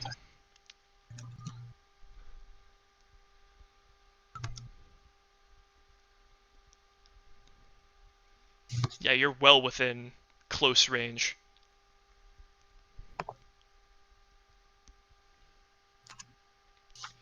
Oh, yeah. Damn. Oh, yeah. Straight in the chest. And do you want that damage roll to stand, or do you want to try again? What do you mean? I can roll again? Yeah, if you want. No, I'll let it stand. Let it ride. You'll take the 9? Okay. Yeah, hold on. Let me actually calculate how much damage he took from... So David, he would have taken 3 plus 8, so 11. technically he would have had his turn, right? So can you put the 7 and the 9 together? And can I see if that kills him or not? Yeah, I'll, so here's how... Dylan just remembered that he could do something, so I'm being lenient and letting him, do something he should only be able to do on his turn. So Okay. really, it hasn't even been this other guy's turn yet. So yeah, I'm gonna total Dylan's damage first, and then I'll let you Okay. know if that kills him. Okay, thank you. Yeah, don't worry about it. It doesn't, but he looks fucking bad. If you want to just let your damage stand, that will guaranteed fucking rock his world. Yeah, I'm gonna focus fire. I'm gonna smash the shotgun wielding guy to death. Okay, cool. Yeah, you hit him in the left leg, so go ahead and describe how you de-leg this motherfucker. It's like playing golf. So I like bring my mace swinging down, and like at the knee, it separates, and like the bottom part of his leg just goes flying off into the air, and he bleeds out, and he's just Yeah, a fucking torrent of blood comes out after you fucking knock his calf muscle into the next hive block. And he falls to the ground like, my leg! But you see the color drain from his face way too quickly for any medical treatment to be necessary. Cool. That does bring it to Clubman, and he's gonna run after you, Dylan, Eddie, and he's gonna make a charge attack against you. And with his weapon skill, God, he just barely hit. So, are you going to try and dodge? If you use your reaction, you can try and make a dodge check, but you only get one reaction per turn, so use it wisely. If you do successfully dodge, then you don't take any damage from this attack. I'll take it like a man. You'll take it like a man? Okay. Cool, yeah, so you don't decide to dodge. So he clocks you 1... That is your... Oh, I can actually look at this. Sorry if I changed your character sheet, Zareth. That hits you in the... Ooh, right in the left arm. Yeah, so he fucking smashes you with this gargantuan club in your left arm. And you're That's my fucking smoking arm, you son of a bitch. Yeah, and you're gonna take 21 points of impact damage to your left arm. So reduce Jesus. Reduce that by your toughness bonus. Dude, his fucking baseball bat does more damage than my fucking gun. Yeah, it's a big two-handed club, but it does have the primitive quality. So if he hit your chest, it would do basically no damage. But unlucky for you, he hit your arm. Okay. So I subtract 3 from that? Exactly. Well, isn't my health just like 10? So 17. It is 10. So we're gonna have to calculate critical damage. So what does that take you to in negatives? Well, with 21, and I have 10, so that's with my 3 toughness. Yep. That's gonna be 18. So -8. -8 on the left arm. Ooh, that's gonna hurt. All right. So now what I do is I consult the critical table, and I basically see how fucked up you are. The arm usually doesn't kill you at very high critical damage values, but for instance, if you get taken to like 5 critical damage on your head, you're dead. That's it. So the way you die in this game is by sustaining too many critical injuries to stay alive anymore. I think 8 on the arm isn't too bad. I'm just gonna take it like a man. Well, I'm like, oh, it's just a baseball bat. Yeah, it's a great club. So it wasn't that small of a baseball bat. All right, I'm gonna be nice and only say it was 7 critical damage because I don't want you to lose your arm. With a loud snap, the arm bone is shattered and left hanging limply at the target's side, dribbling blood onto the ground. The target suffers blood loss. The arm is useless until the target receives medical attention. So he shatters your fucking arm from the shoulder all the way down to your wrist. Just fucking Jenga pieces in there. And you're like, ugh! But you're son of a bitch. Yeah, you're still conscious, barely. You're bleeding pretty bad. You're gonna need some medical help after this, but you're still standing. Okay. Okay. That brings us to the drug dealer, who is just gonna book it. You see him run past where Eddie is, and he just keeps going. Like, he's gone. He rounds a corner, and he's out of there. So now you're just left with this bruiser guy. That brings us up to the top of Eddie. It's your turn. Thankfully, you hold your pistol in your right hand, so you're still good to shoot. But yeah, he fucking did a number on your ass.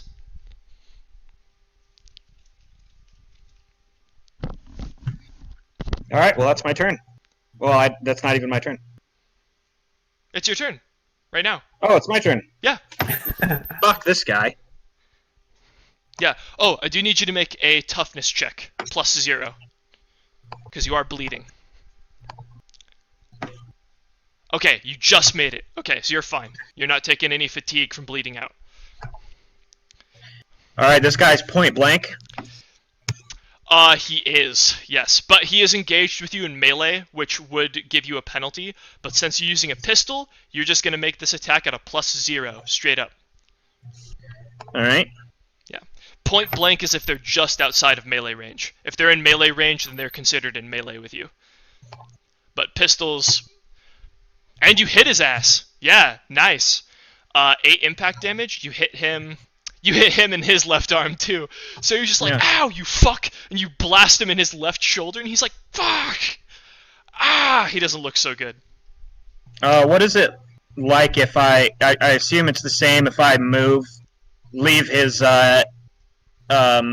range, he'll get an attack of opportunity? Nope, there's no attacks of opportunity in this game. Yeah, well then I'm gonna fucking reel backwards and blast him again. Alright, go ahead. And that's not it. I didn't roll an attack. Yep, you gotta attack first. Do I regain the point blank bonus? Now you do, yeah. So now that you're just outside of melee, it's actually a +30. Unfortunately, that doesn't hit anyway, but you could use a fate point to try and re-roll it. Yeah, sure, I'll go ahead and do that. Yep. This would be a good use for one of them, so you don't have to burn one later. Or would it be? Well, you rolled a 69. Yeah. Now is that at a +30? turn. Is that at a +30? Yeah, it is. Okay, alright, cool. Just making sure.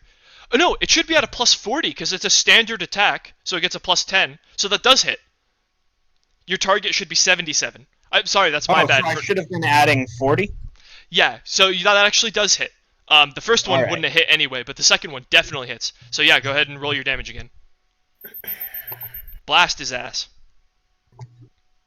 Boop. Oh yeah. And what's that? 6996. That's the body. Yeah. So you shoot him straight in the gut.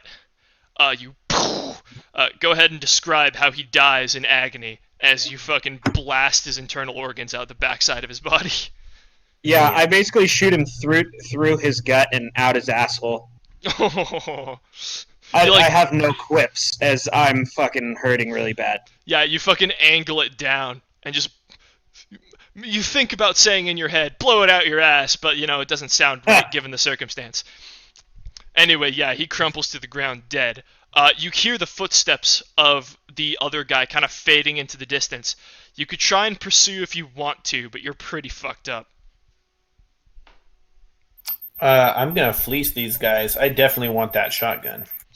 Okay, yeah. Go ahead and start fleecing.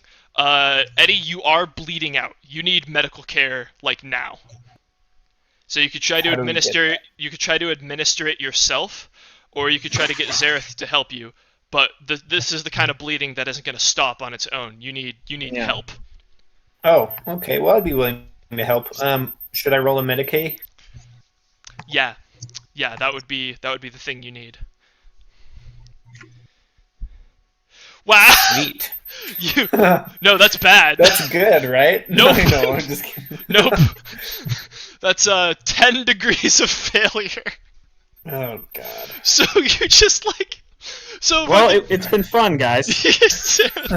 Zareth, you come over and you're like, all right, I'm gonna try and set the bone, and then you just crunch his arm together like a slinky, and fucking Eddie, you are in unimaginable pain. I need you to make a toughness saving throw to prevent going into shock. This is pretty bad. 70. You're not in shock, but you do pass out. Yeah. Yeah, so Eddie's unconscious now. I'm gonna be a nice DM, and because you guys are, I'm gonna be a nice DM and say that the bleeding, by some miracle of the Emperor, manages to stop on its own. But Eddie is unconscious. You guys are in an alley next to two corpses. Zareth, if you're gonna fleece the guys. Yeah. Do I need to roll anything or? Go ahead and quickly make a. I forget what searching bodies is in this game. It is.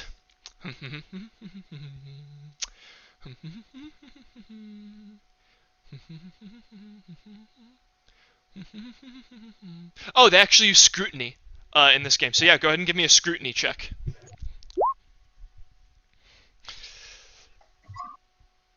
What'd you get? Pretty bad. You're pretty much able to like literally just find the shotgun. They've got like a bunch of personal. They've got like a bunch of personal effects on them. Do I find the ammo for the shotgun though? No, you did not. Either he's hiding it really well, or he literally just has what he has on him. You could try and But I take mean, some. is the shotgun loaded? The shotgun is loaded. Yeah. The shotgun's got a full okay. clip. The shotgun's got a full clip inside of it. But if he Sweet. had extra rounds, fucking, you're digging around in pockets trying to find where he hid that shit. Now I'm gonna pick up Eddie and go. Okay, cool. Yeah, let me What find... kind of shotgun did you call it? It's a I'm gonna add combat it. shotgun, but it's garbage quality. It's really bad. Oh. Yeah, these guys were just fucking hive gangers. They had a literal club as one of their weapons. Garbage. Probably does more damage than the shotgun. Yeah. Well, the shotgun will do more damage than the club probably once before jamming. Let me see here. Shotguns do a lot of damage in this game. If you had to pick between getting hit by the shotgun or the club, I'd take the shotgun. Combat shotgun. Yeah, so this is a worst quality combat shotgun, which means on anything that isn't a hit, it jams. Damn. Yeah. Okay, and I just put garbage, and I'm just gonna use it to like try to trade or something maybe. So. Okay, sounds good. Yeah. Oh, actually, can I work on it since I am a combat tech? You actually can. Yes, that is something that tech priests can do. Dope. You can try That's to gonna be something I work on in my spare time back at the room. you can try and improve it back to regular quality, Yeah. where it doesn't jam on anything that isn't a hit. All right. Yeah. So you go ahead and pick up Eddie's fucking bleeding, broken ass corpse, and drag him back to first the lift area. And when you get to the lift area, there's some Arbites that are like at the bottom of the lift area, just kind of like standing guard, waiting around for someone to come, want to get on the lift. It looks like it's actually about to leave in about 10 minutes. But as soon as you approach the Arbites, do you approach the Arbites? You can see them from a ways off. Yeah, actually, I am. I'm gonna approach the Arbites. Okay, so you walk up to them, and they're like, "Whoa, whoa, whoa! What happened to this guy? Who are you guys?" Hello, we came from the surface and we encountered some gangers in our quick foray into the underground, whatever it's called. The second hive layer. The second hive layer. My friend is waiting. Okay. Go ahead and make a. Because you're not lying. Why don't you go ahead? What is the name of the skill? I guess I'm just gonna call this. I think there's a better skill for this, but I'm just gonna call it Charm for right now. Go ahead and make a Charm check. At plus 10 because you're a member of the Mechanicus, so I'll give you a plus 10 on it. Okay. Yeah. Awesome. Okay, that's a lot of degrees of failure. So they. Yeah, that was one where how bad you failed mattered. They don't look like they buy a fucking word of it. Even though you weren't lying or trying to deceive them, they still like thoroughly believe that you're trying to deceive them. So they're like, yeah, all right. Well, we're gonna have to do a quick search check real quick. Is this one all right? Does he need medical attention? No. No, I told you he's not our medical. I see. All right. Well, we're gonna do a quick check, real quick, and they go through the motions of doing a check. They find your power mace almost immediately, and the head of your mace has like just enough of a blood residue on it. Not a lot of blood gets through the power field, but it's got just enough on it that they're like, you haven't used this recently, have you? I said we got attacked by gangers. I have, of course, used this recently. Right, the gangers, right. I forgot about that little facet of it. Alright. So, the way this is going to work is because you guys have been kind of making a little bit of noise down here. Even though it's kind of the lower hive levels, I am going to deduct points from your subtlety score, which you can read about in the book if you care about. But just know that like being loud deducts points from your subtlety score, which sometimes is good and sometimes is bad. But the way I'm ruling this is that because you failed so many checks with these guys, it's going to bump down your subtlety score a little bit more than it would have otherwise. But they still let you through eventually, right? They're suspicious of you, and they don't trust your story, but they don't have any Can they proof. offer any help at all to stabilize Eddie, or no? Eddie is pretty stable at this point. His arm has stopped bleeding. They just like they look at him and they're like, oh Jesus, and like one of them puts they find like the gash in his shoulder where his shoulder blade fucking tore through his skin. Like his arm is fucked, and he puts just like a synth flesh pad over it, mostly just to stop him from bleeding on the elevator and being unsanitary. Yeah. But yeah, he gets a little synth flesh pad on that, and you guys you guys make it to the elevator and get raised back to the third layer. Yeah, just riding up the elevator. I'm Like,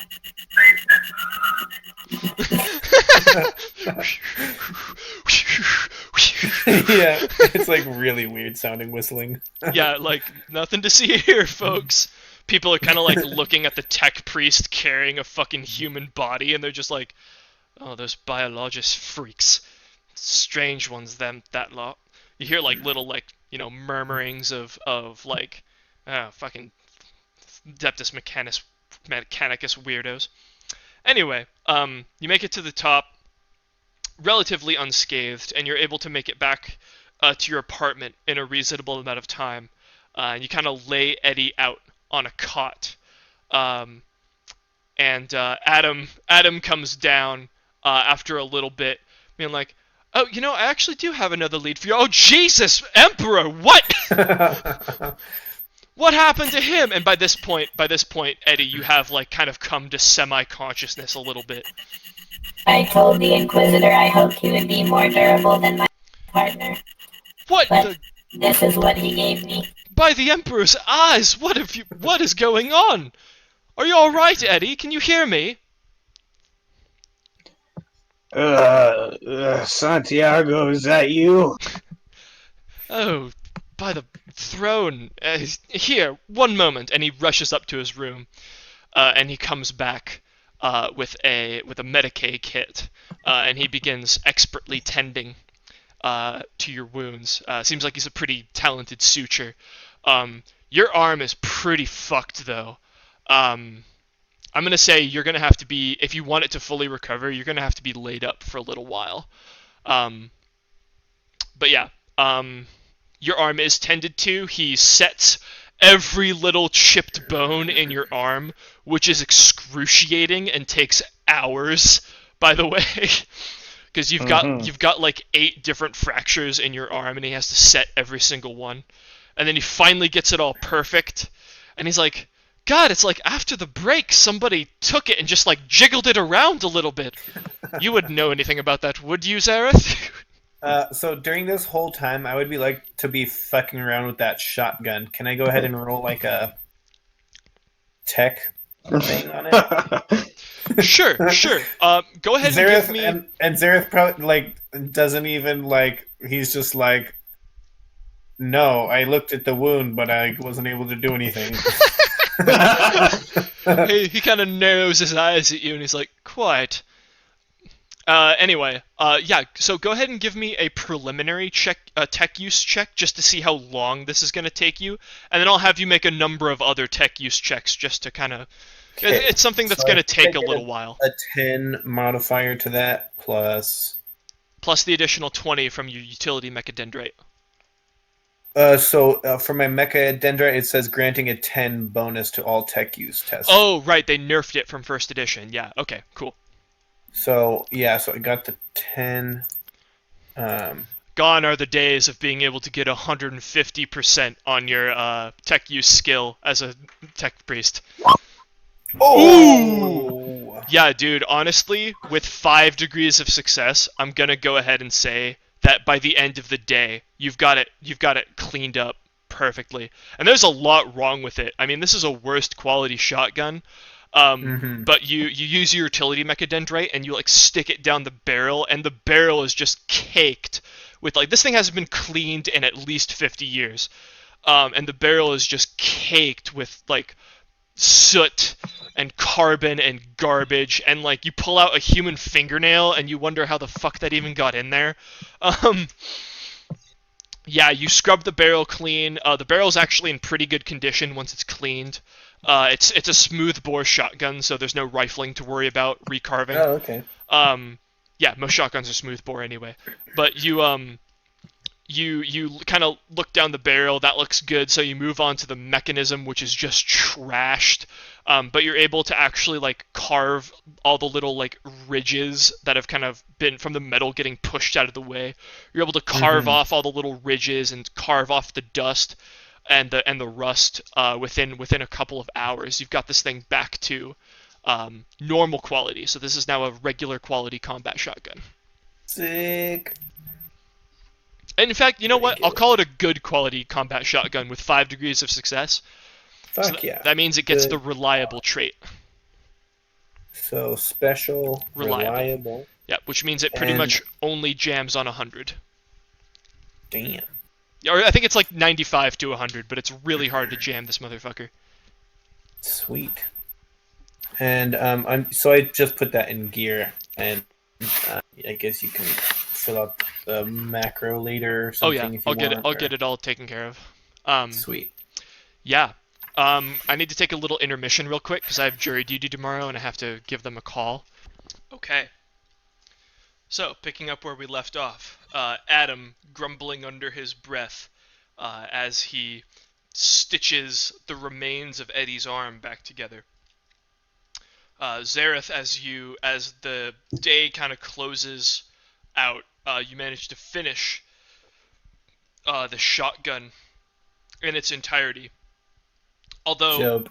you suspect it might need a little bit of bench testing before you take it out in the field, but it'll definitely be ready for next mission. Sure. Just because I don't want to fucking dig my book back out and fucking find the stats for you at the moment, but I'll have that by the next session. Anyway, as a new day dawns, Eddie, you are still pretty fucked up. I'm gonna say that you are healing as though you are critically injured, which means you heal 1 hit point per day. So you're at -8 right now, or -7 rather, because I was nice on you. You're at -7 right now, so it'll take you a couple days to get fully better. Luckily, Adam is a skilled doctor, so he's gonna give you bonus hit points every day at the end of the day. If you guys are okay with just fast forwarding a couple of days, it might accelerate the timeline a little bit, but it'll mean that Eddie is back to full health.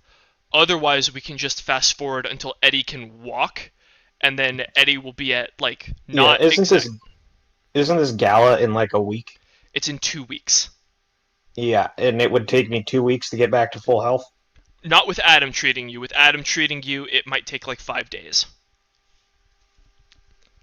because he is a expert chirurgeon. He is basically he is a doctor. So he can grossly accelerate your healing process. Yeah, well then I guess I'll heal up to full health then, seeing is how easy it is to die. Okay. Yeah, it's gonna be that way for a little while. Anyway, yeah. So the next couple of days pass in relative sanctity. Zareth, is there anything you'd like to do in the interim while you wait for Eddie's feeble, fleshy body to return to full health? It takes a couple days. Yeah, it takes about 5 days for him to get back to full health. Jesus. Is there anything techie that I can do? One of the things that my old tech priest in the last campaign I ran used to do is he used to he always just to like fuck around with his explosives a lot, which is how he ended up with 2 bionic arms actually. But he did used to try and modify explosives to make them more potent or whatever. I mean, there's a lot of stuff you can do. That's just one example. Okay, so can I fucks with like anything I have that's tech related then? Yeah. What do you want to try and do? All right. I want to go ahead and take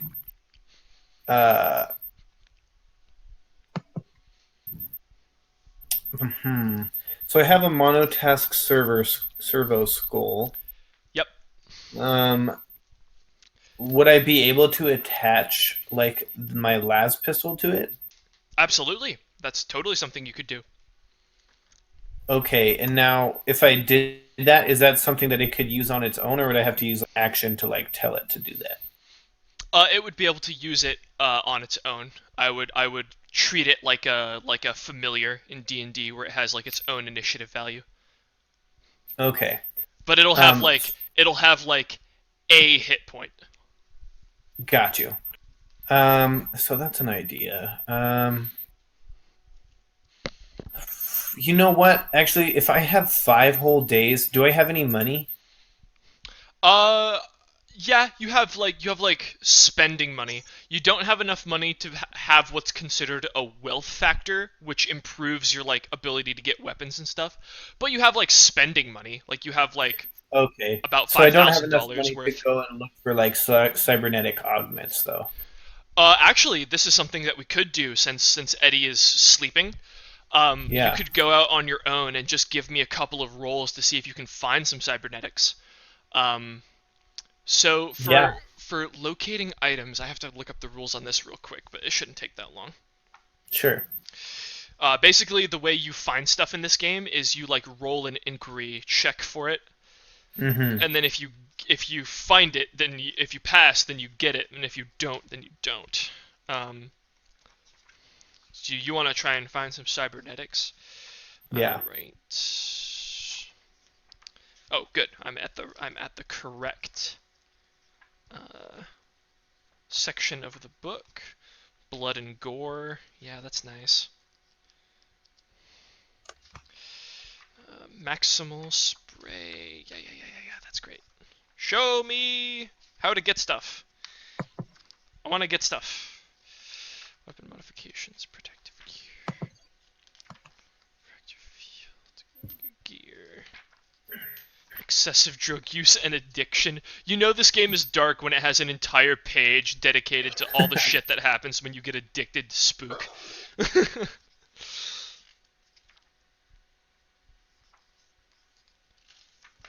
Yeah. Look at all these implants. That's great, but how do I get them? Teach me how to get them, you stupid fucking game. The one thing I do hate about 2nd edition is that everything is in a different spot. Like, the rules for how to get equipment is not in the equipment section.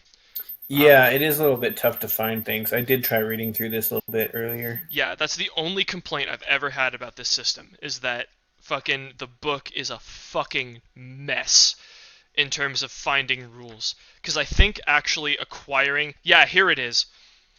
The way to get shit is in is in the character creation section, and not the fucking and not the equipment section where it should logically be. Here it is. I'm almost there. Equip Acolyte. Page 142.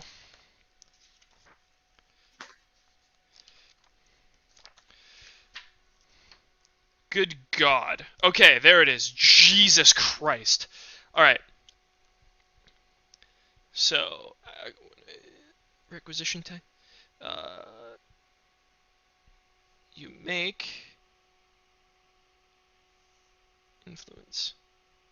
Yep. Yeah. Establish credit.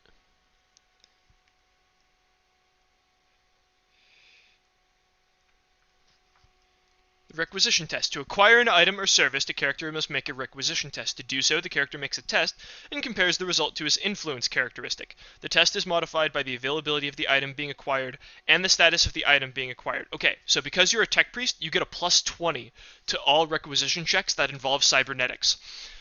Sweet.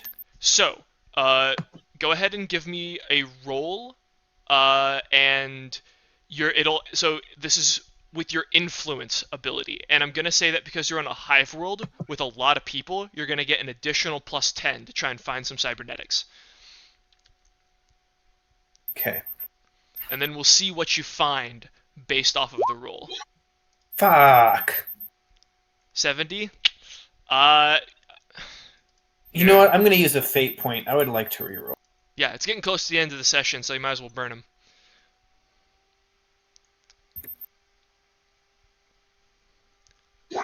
Ooh! Ooh, barely. You walked that shit across the finish line. Yeah. Right. Damn. Yeah, okay. So I'm gonna say that you can find any common cybernetic or commoner. So any plentiful, abundant, or ubiquitous or common cybernetic you are able to find without any difficulty at all. So let's so it doesn't actually have a list of common ones. Let's see here. Let me get to cybernetics.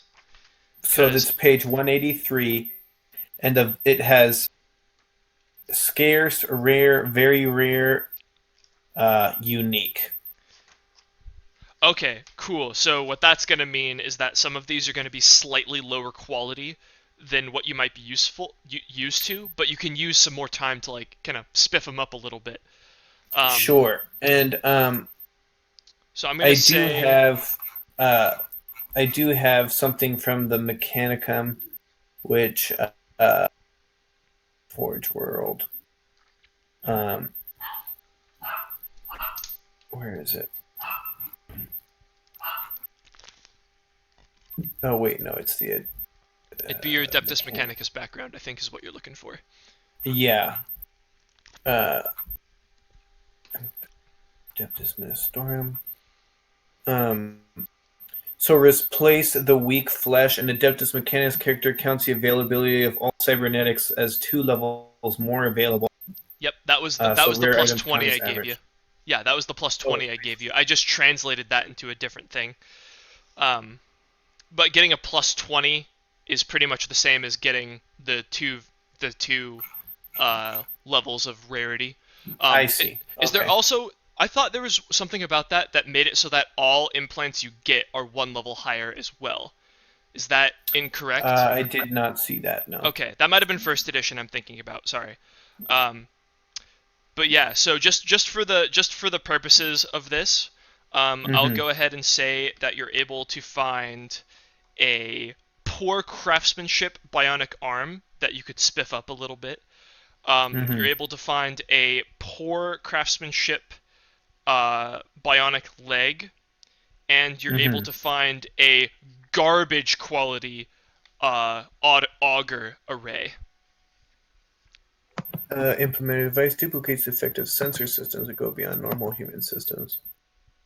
Just a single detector, heat, radiation, electromagnetics are very rarely demonic taint and have the limited ranges. Yeah, so it's a poor quality auger array is what I'm calling it. But it's in really bad disrepair. Like, in addition to the poor problems that it has, I'm gonna say that every time you try and use it, it's just got like a 10% chance to blow up. It's really bad, but you could fix it. Or I could get a leg correct? Yeah, so those are your options. You can either get a poor quality leg, a poor quality arm, or a poor quality auger array that also has some additional problems. All right, I'm going to go ahead and take a poor quality. So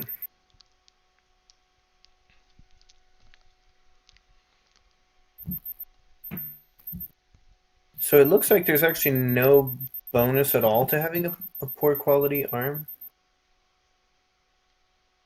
But I can work on them. So, yeah, I'll go ahead and take the poor quality arm.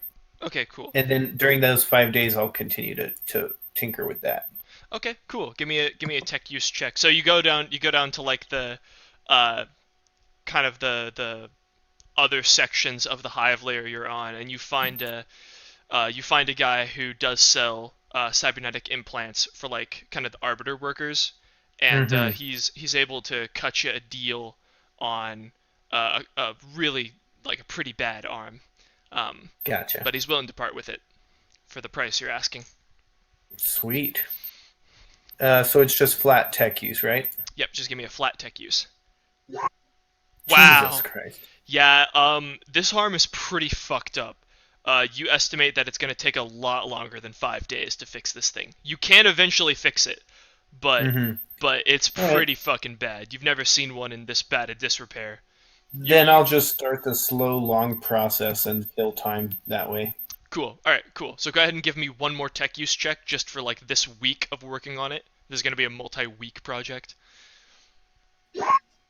Okay, maybe not. Not if you keep rolling like that. Yeah, but you make some good headway on it before Eddie finally feels, back up to full snuff. Sweet. And yeah. So with that, Eddie, your arm has finally set, and you can move your fingers again. A little bit of tingling at the tips. Might be a little bit of nerve damage there. But other than that, like my fingers are shaking as I reach into my smoke pack and like bring up to my lips, and is like I set it in my mouth. I'm like, all right, good enough. Yeah, you feel like you could probably work with it, and maybe it'll get better. But for right now, it's kind of you got that like pins and needles feeling in your fingers just all the time. It's kind of annoying. Yeah. All right. Cool. Well, with that, the day is yours, gentlemen. It's another 5 days closer to the gala, and you guys still aren't invited, so you could maybe work on that, or you could try to forge your own path. Yeah. So here's my thoughts. The underworld was a fucking bust. Now we know that the lady's gonna be there. We didn't get any intel on her. However, this rogue trader's in town. Might be worth trying to get into his good graces. Maybe we could tag along. This plan sounds acceptable. Well, could be worth just seeing what it's all about. It's not so often you run into a rogue trader to begin with. Maybe he's looking for some hands on his crew. I am not opposed to cleaning out the filth in the underworld. Yeah, well, let's just say I'm not so impressed with your bodyguarding capabilities. I did not expect you to just stand there.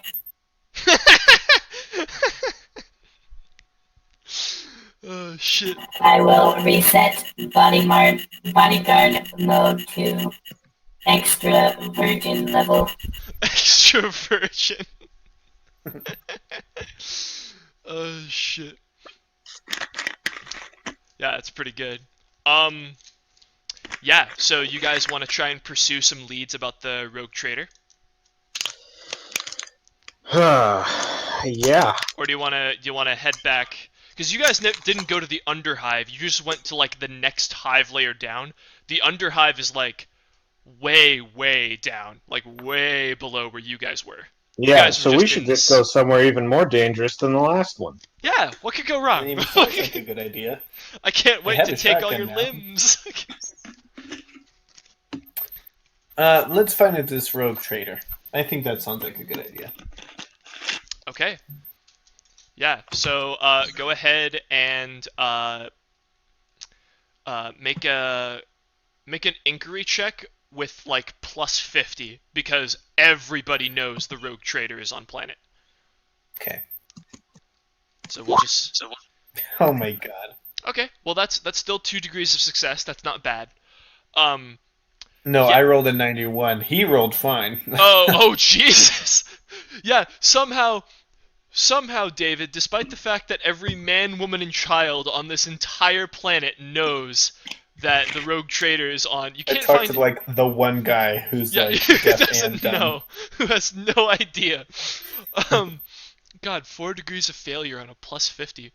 Anyway, so, Eddie, though, you, bump into that same kind of, guardsman guy, not guardsman, planetary, well, he is a guardsman, but planetary defense trooper is like, enjoy your time at the bar I told you about.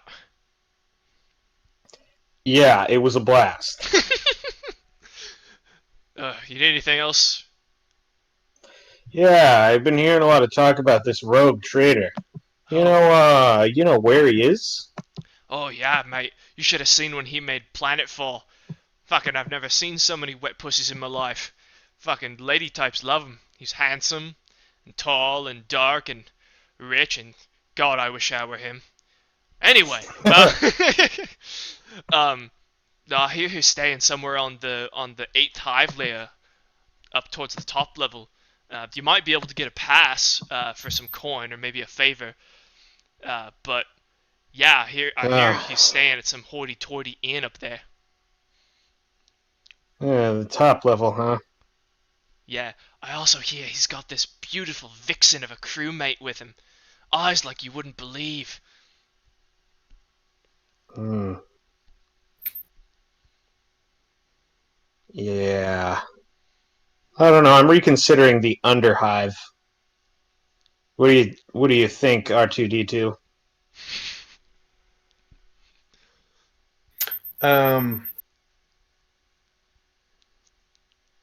I mean, if we could just get to a bar and ask somebody questions without having 5 people try to kill us. We'll call that a good day.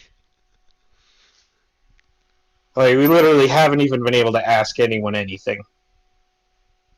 Okay, so in order to get to the upper levels, we'd basically have to like make friends with a guard, probably owe them something of some kind, and then from there we'd have to find the inn and then talk to the rogue trader. Yeah, if we could even talk to the rogue trader directly, it seems like I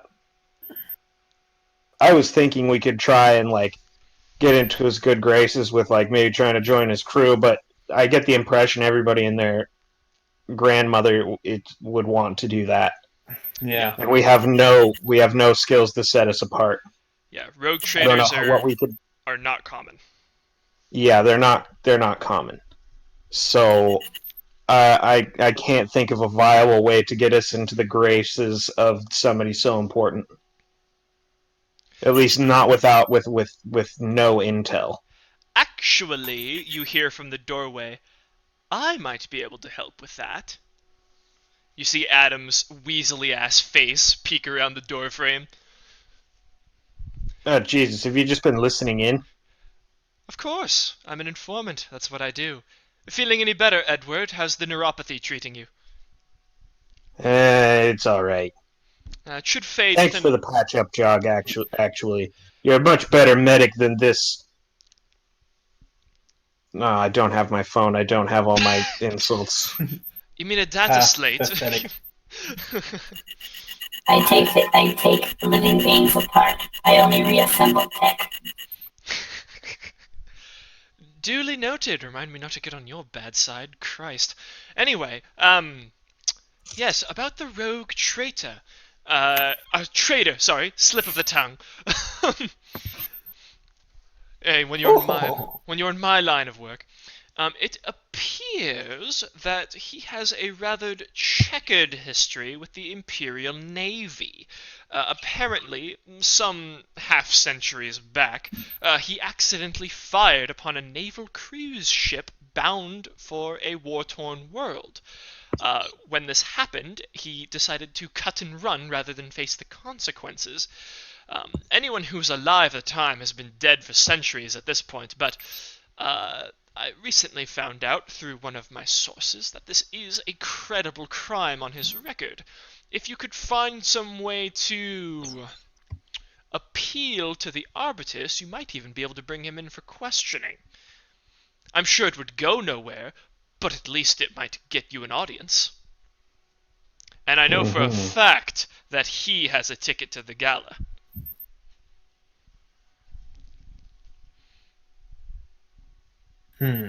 Something to think about, and then he kind of like prances away. And Yeah, the problem is in such a high stakes, charismatic encounter, I'm only gonna have a 20% chance of success on any roll. yeah. So it's like, why even bother? Well, now, just to metagame a little bit, this probably won't happen this session, so you'll be able to spend some of your points on some social skills before we even get that far. So just a little bit of metagaming there. I start cleaning a gun by removing the junk. I say we go to the underworld. I like the way this guy thinks.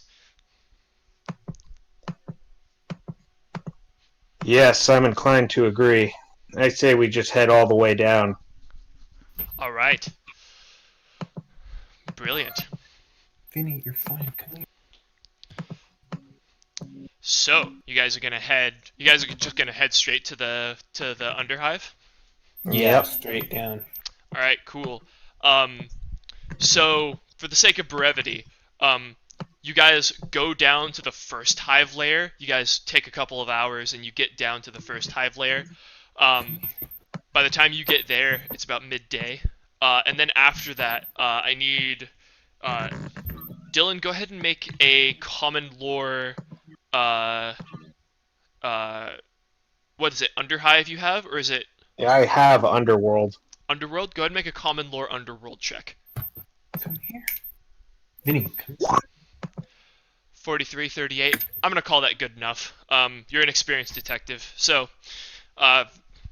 giving you a little retroactive plus 20 there, but that's because you're a detective. Knowing the way that hive structures are constructed, usually the underhive exists in the ventilation ducts that lie underneath the hive city, in like the sewers and stuff like that. And also actually within the cable, they have these giant cable trays that many hundreds of meters across, with cables that are like 30 plus meters thick that travel through the hive at all twists and turns, and that's where a lot of the underhive kind of sets up shop. And usually, and actually, David's character knows a little bit about this. Oftentimes, the Adeptus Mechanicus actually kind of tolerates them being down there, even though they're so close to such vital things, because they act as sort of a meat shield against interference. Like, if anybody wanted to go down there and fuck with all the cables, they'd have to go through the underhive first. So it's kind of an unholy... It's kind of a necessary evil thing that a lot of Adeptus Mechanicus just tolerate. Because it's just more meat in between the cables and whatever wants to fuck with it. So, Gotcha. a lot of the times it's just something that's kind of tolerated by the... And also the Arbit is kind of tolerated as well, because they supply the lower hives with like drugs and stuff, and that keeps them placated so that they don't have so much fucking crime. Underhives are kind of a tolerated thing as long as they don't get too heretical. It's when they get too heretical that Inquisitors start showing up. So, anyway, you guys eventually do, after winding through this sewage duct for like an hour, you do finally make your way to like this shanty town. And you guys walk in there, and if you thought the lower hives stunk, holy emperor on his throne, it smells like dog shit down here. You see poor, ruined people running to and fro. In fact, you even spot out a couple of mutants among their rank and file. Nothing too severe, but you see a hunchback here, a little scraggly arm there. Definitely people that have been... Yeah, I'm gonna approach the hunchback. The hunchback? Okay. As you approach him, he kind of like, spooks a little bit, and he kind of cowers away. He's like, Oh, you're approaching me. Can I help you, Sarah? Yeah, I was hoping you might help me smoke one of these low sticks. Oh, a low stick, Sarah. Oh yes, please. And Yeah, and I'll produce one and hand it to him he kind of and light it. he kind of nervously snatches it out of your fingers, and you can see he like almost holds it out of his mouth while you light it, kind of like avoiding the fire as much as he can, and then he kind of puts it in his mouth and takes a few like really, you can tell something's wrong with his lungs. He takes a few shitty drags on it. You're like, well, what can I help you with, Sarah, for your generous donation? Yeah, I was we're new to the neighborhood, you could say, and I was just wondering what sort of things you've heard going on down here. Oh, he takes a little drag on it. Well, let me see, the last couple of weeks have been pretty hectic. We hear from the upstairs that some rogue trader came, and he's making a big tizzy and a fuss up there. Food's been hard ever since the old Aree man died. I guess his son's a real piece of work, Emperor praise and all that. But down here we don't feel that so much. We just eat the pond scum off the bottom of the sewage pipes. Food forever, right? And you can see in his mouth, his teeth are just rotted away to nothing. Yeah, I'm looking for a woman specifically. Here on the second hive layer, they got a working ladies bar, but I never go up there. None of them will sleep with me anyway. Yeah, well, what I heard is that there's a lady down here making a bit of a name for herself. 300 thrones. Suddenly he's like really serious, looking at you, just taking a drag on the low stick. Uh-huh. You've got about 1,000 thrones on you. Yeah, look at this guy, suddenly chief negotiator over here. Hey boss, it's how it is down here, Yeah, when was the last time you even saw 300 thrones? I'll give you 100. Make a charm check. Uh-huh. 41, target 16. He's like, make it 175, we got a deal. Alright, 175 it is. And, right, cool. Don't I'll bother. put the coins out. I was like, you don't even know, you sound like you know who I'm gonna ask you about. Yeah, I know what you're talking about. The lady. Yeah, say her name and I'll give you some coins. I don't know her name, but she showed up just about 6 months ago. Started running the show down here. She had all sorts of money and treasure, and he kind of looks around nervously, and he whispers in his ear. His breath smells like shit, but he kind of whispers into your ear. I hear she can kill people with her mind. Yeah, I raise an eyebrow.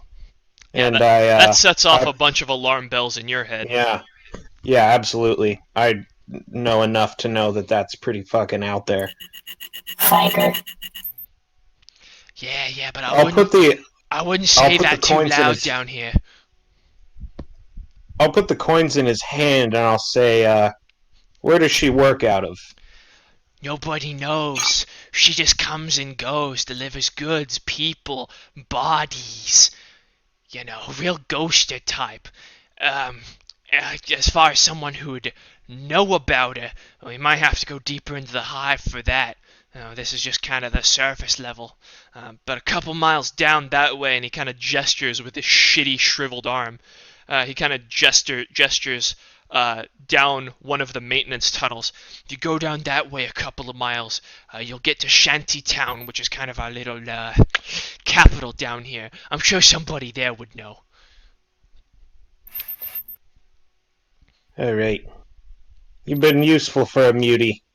And I'll go ahead and give him another low stick. And I'll say, hey, you just keep this between us. Oh, And I'll turn and walk away. Emperor be praised. Thank you for your charity. You start sucking down the other low stick almost immediately. And then as you guys are looks like we got a lead. yeah, as you guys are like walking away, you see some other mutant just fucking jump him, deck him in the face, and take the low stick from his hand. Keep walking. Yeah, I also keep walking. Yeah, no one does anything. Yeah, and Further into the belly of the beast we must go. Yeah, you're probably more at home down here, huh? Things make a little more sense. Yeah, and I guess we'll just continue down the tunnel ways. Okay, you got it. Just to be clear before we go any further, what are you guys taking down here? Did you guys bring your big guns, or did you bring just your sidearms and your melee? I brought the shotgun and the melee weapons and my sidearms. Yeah, Gotcha. same. Okay, cool. Yeah, shotgun's not gonna stick out that much. Did you bring your autogun, Dylan? That's illegal, correct? It's not illegal. It's just hard to hide. Oh, Yeah. okay. The only thing, Yeah, the only thing that you guys have that are illegal, would be probably the melta bomb. You probably shouldn't have that. No, Okay, I I'll don't leave that have that. back at home then. Yeah, it's But yeah, I'll take my my Tommy gun with me. okay. Cool. Yeah, it's not that having your weapons are illegal. It's just there's no fucking way that David could hide his meltagun. It's too big. Okay. You could maybe a little conceal your Tommy gun, but like you'd never get through a checkpoint with it without Yeah, someone I finding gotcha. it. Yeah, I'll keep my auto gun kind of slung over my shoulder and, partially concealed under my trench coat. But I'm Right. not, making a big effort to hide it. Yeah, and you see a couple people down here armed with shittier auto guns than yours, much later models, and covered in rust and grime and shit. So it's not like people don't carry rifles down here, but yeah, it's just on the upper hives. You might want to be careful what you take where, because someone might see something and be like, "Hey, why the fuck do you have that?" Not like they Yeah. can take it, but Yeah. why the Gotcha. fuck do you have that? Yeah. So, but down here, no one's gonna bat a fucking eye. Yeah. Okay. Cool. So you guys make your way further down into the hive, and the stench down here actually begins to mellow out a little bit as whatever fermentation process takes place in the sewers down here probably burns pretty clean, given the sheer volume of bacteria that are probably crawling around the walls down here. It does start to get really muggy and humid, though. Zareth, this doesn't bother you at all, but Dylan, Eddie rather, it's starting to air's starting to get muggy, and you've been around underhives before, and it's that kind of familiar feeling of like, oh boy, here we go, I'm going in. And sure enough, about a mile later of walking, handful of a dozen minutes or so, you make your way into what can only be described as a ludicrous fusion of Seattle's tent city and like literally any small town in Mexico. Like it's just shit is stacked on top of maintenance pipes that are just shooting off to Emperor knows where. You've got little like tents that have been constructed in like tiered layers, so like they use each other's support beams to like build these massive tent networks that just like crust up the side of a building. You estimate the population of this area is like probably somewhere in the hundreds of thousands. Just the sheer mass of bodies here is staggering, even from a hive world, just because they're all crammed in such a small spot. But welcome to Shantytown, gentlemen. Enjoy your stay. Dope. And you know what? I think I'm just gonna have to probably call it there. Yeah, Okay. same here. That's a pretty good I got stopping it. point. Yeah, it just seemed like a good stopping point. I got to do laundry and dinner and stuff. Okay, cool. We've been playing for 2 hours and 50 minutes. I always round up, so that's 3 hours. So that's 300 experience points base. Plus, I'm going to Okay. throw in an extra 300 just for a first time playing bonus, just to, thank you guys for playing with me and also so you can round out your characters a little bit more. Okay. Important moments in the story. 1600. Did anyone make any like really plot critical rolls today or any like big discoveries? I don't think I so. don't think so. Okay. I think we kind of walked around, killed a few people, and then and then went broken back. okay. Yeah. Well, I'll give you 100 experience points just because you fucking one-shot a guy this session, and I think that Sweet. deserves some recognition. So you both get Awesome. 100 extra experience points. So what does that total out to? 700? 700. Yeah. Okay, cool. Yeah, so that'll give you a little bit of extra dough to round your guys out a little bit more. And Dylan, if you really want to switch from Desperado, I'm totally willing to let you switch to Seeker. If you want, I mean that shoot and move feature is pretty useful. It is pretty useful. But so is the ability to just like walk into the room and instantly know what's up. So it's up to you. But other than that, I'll let you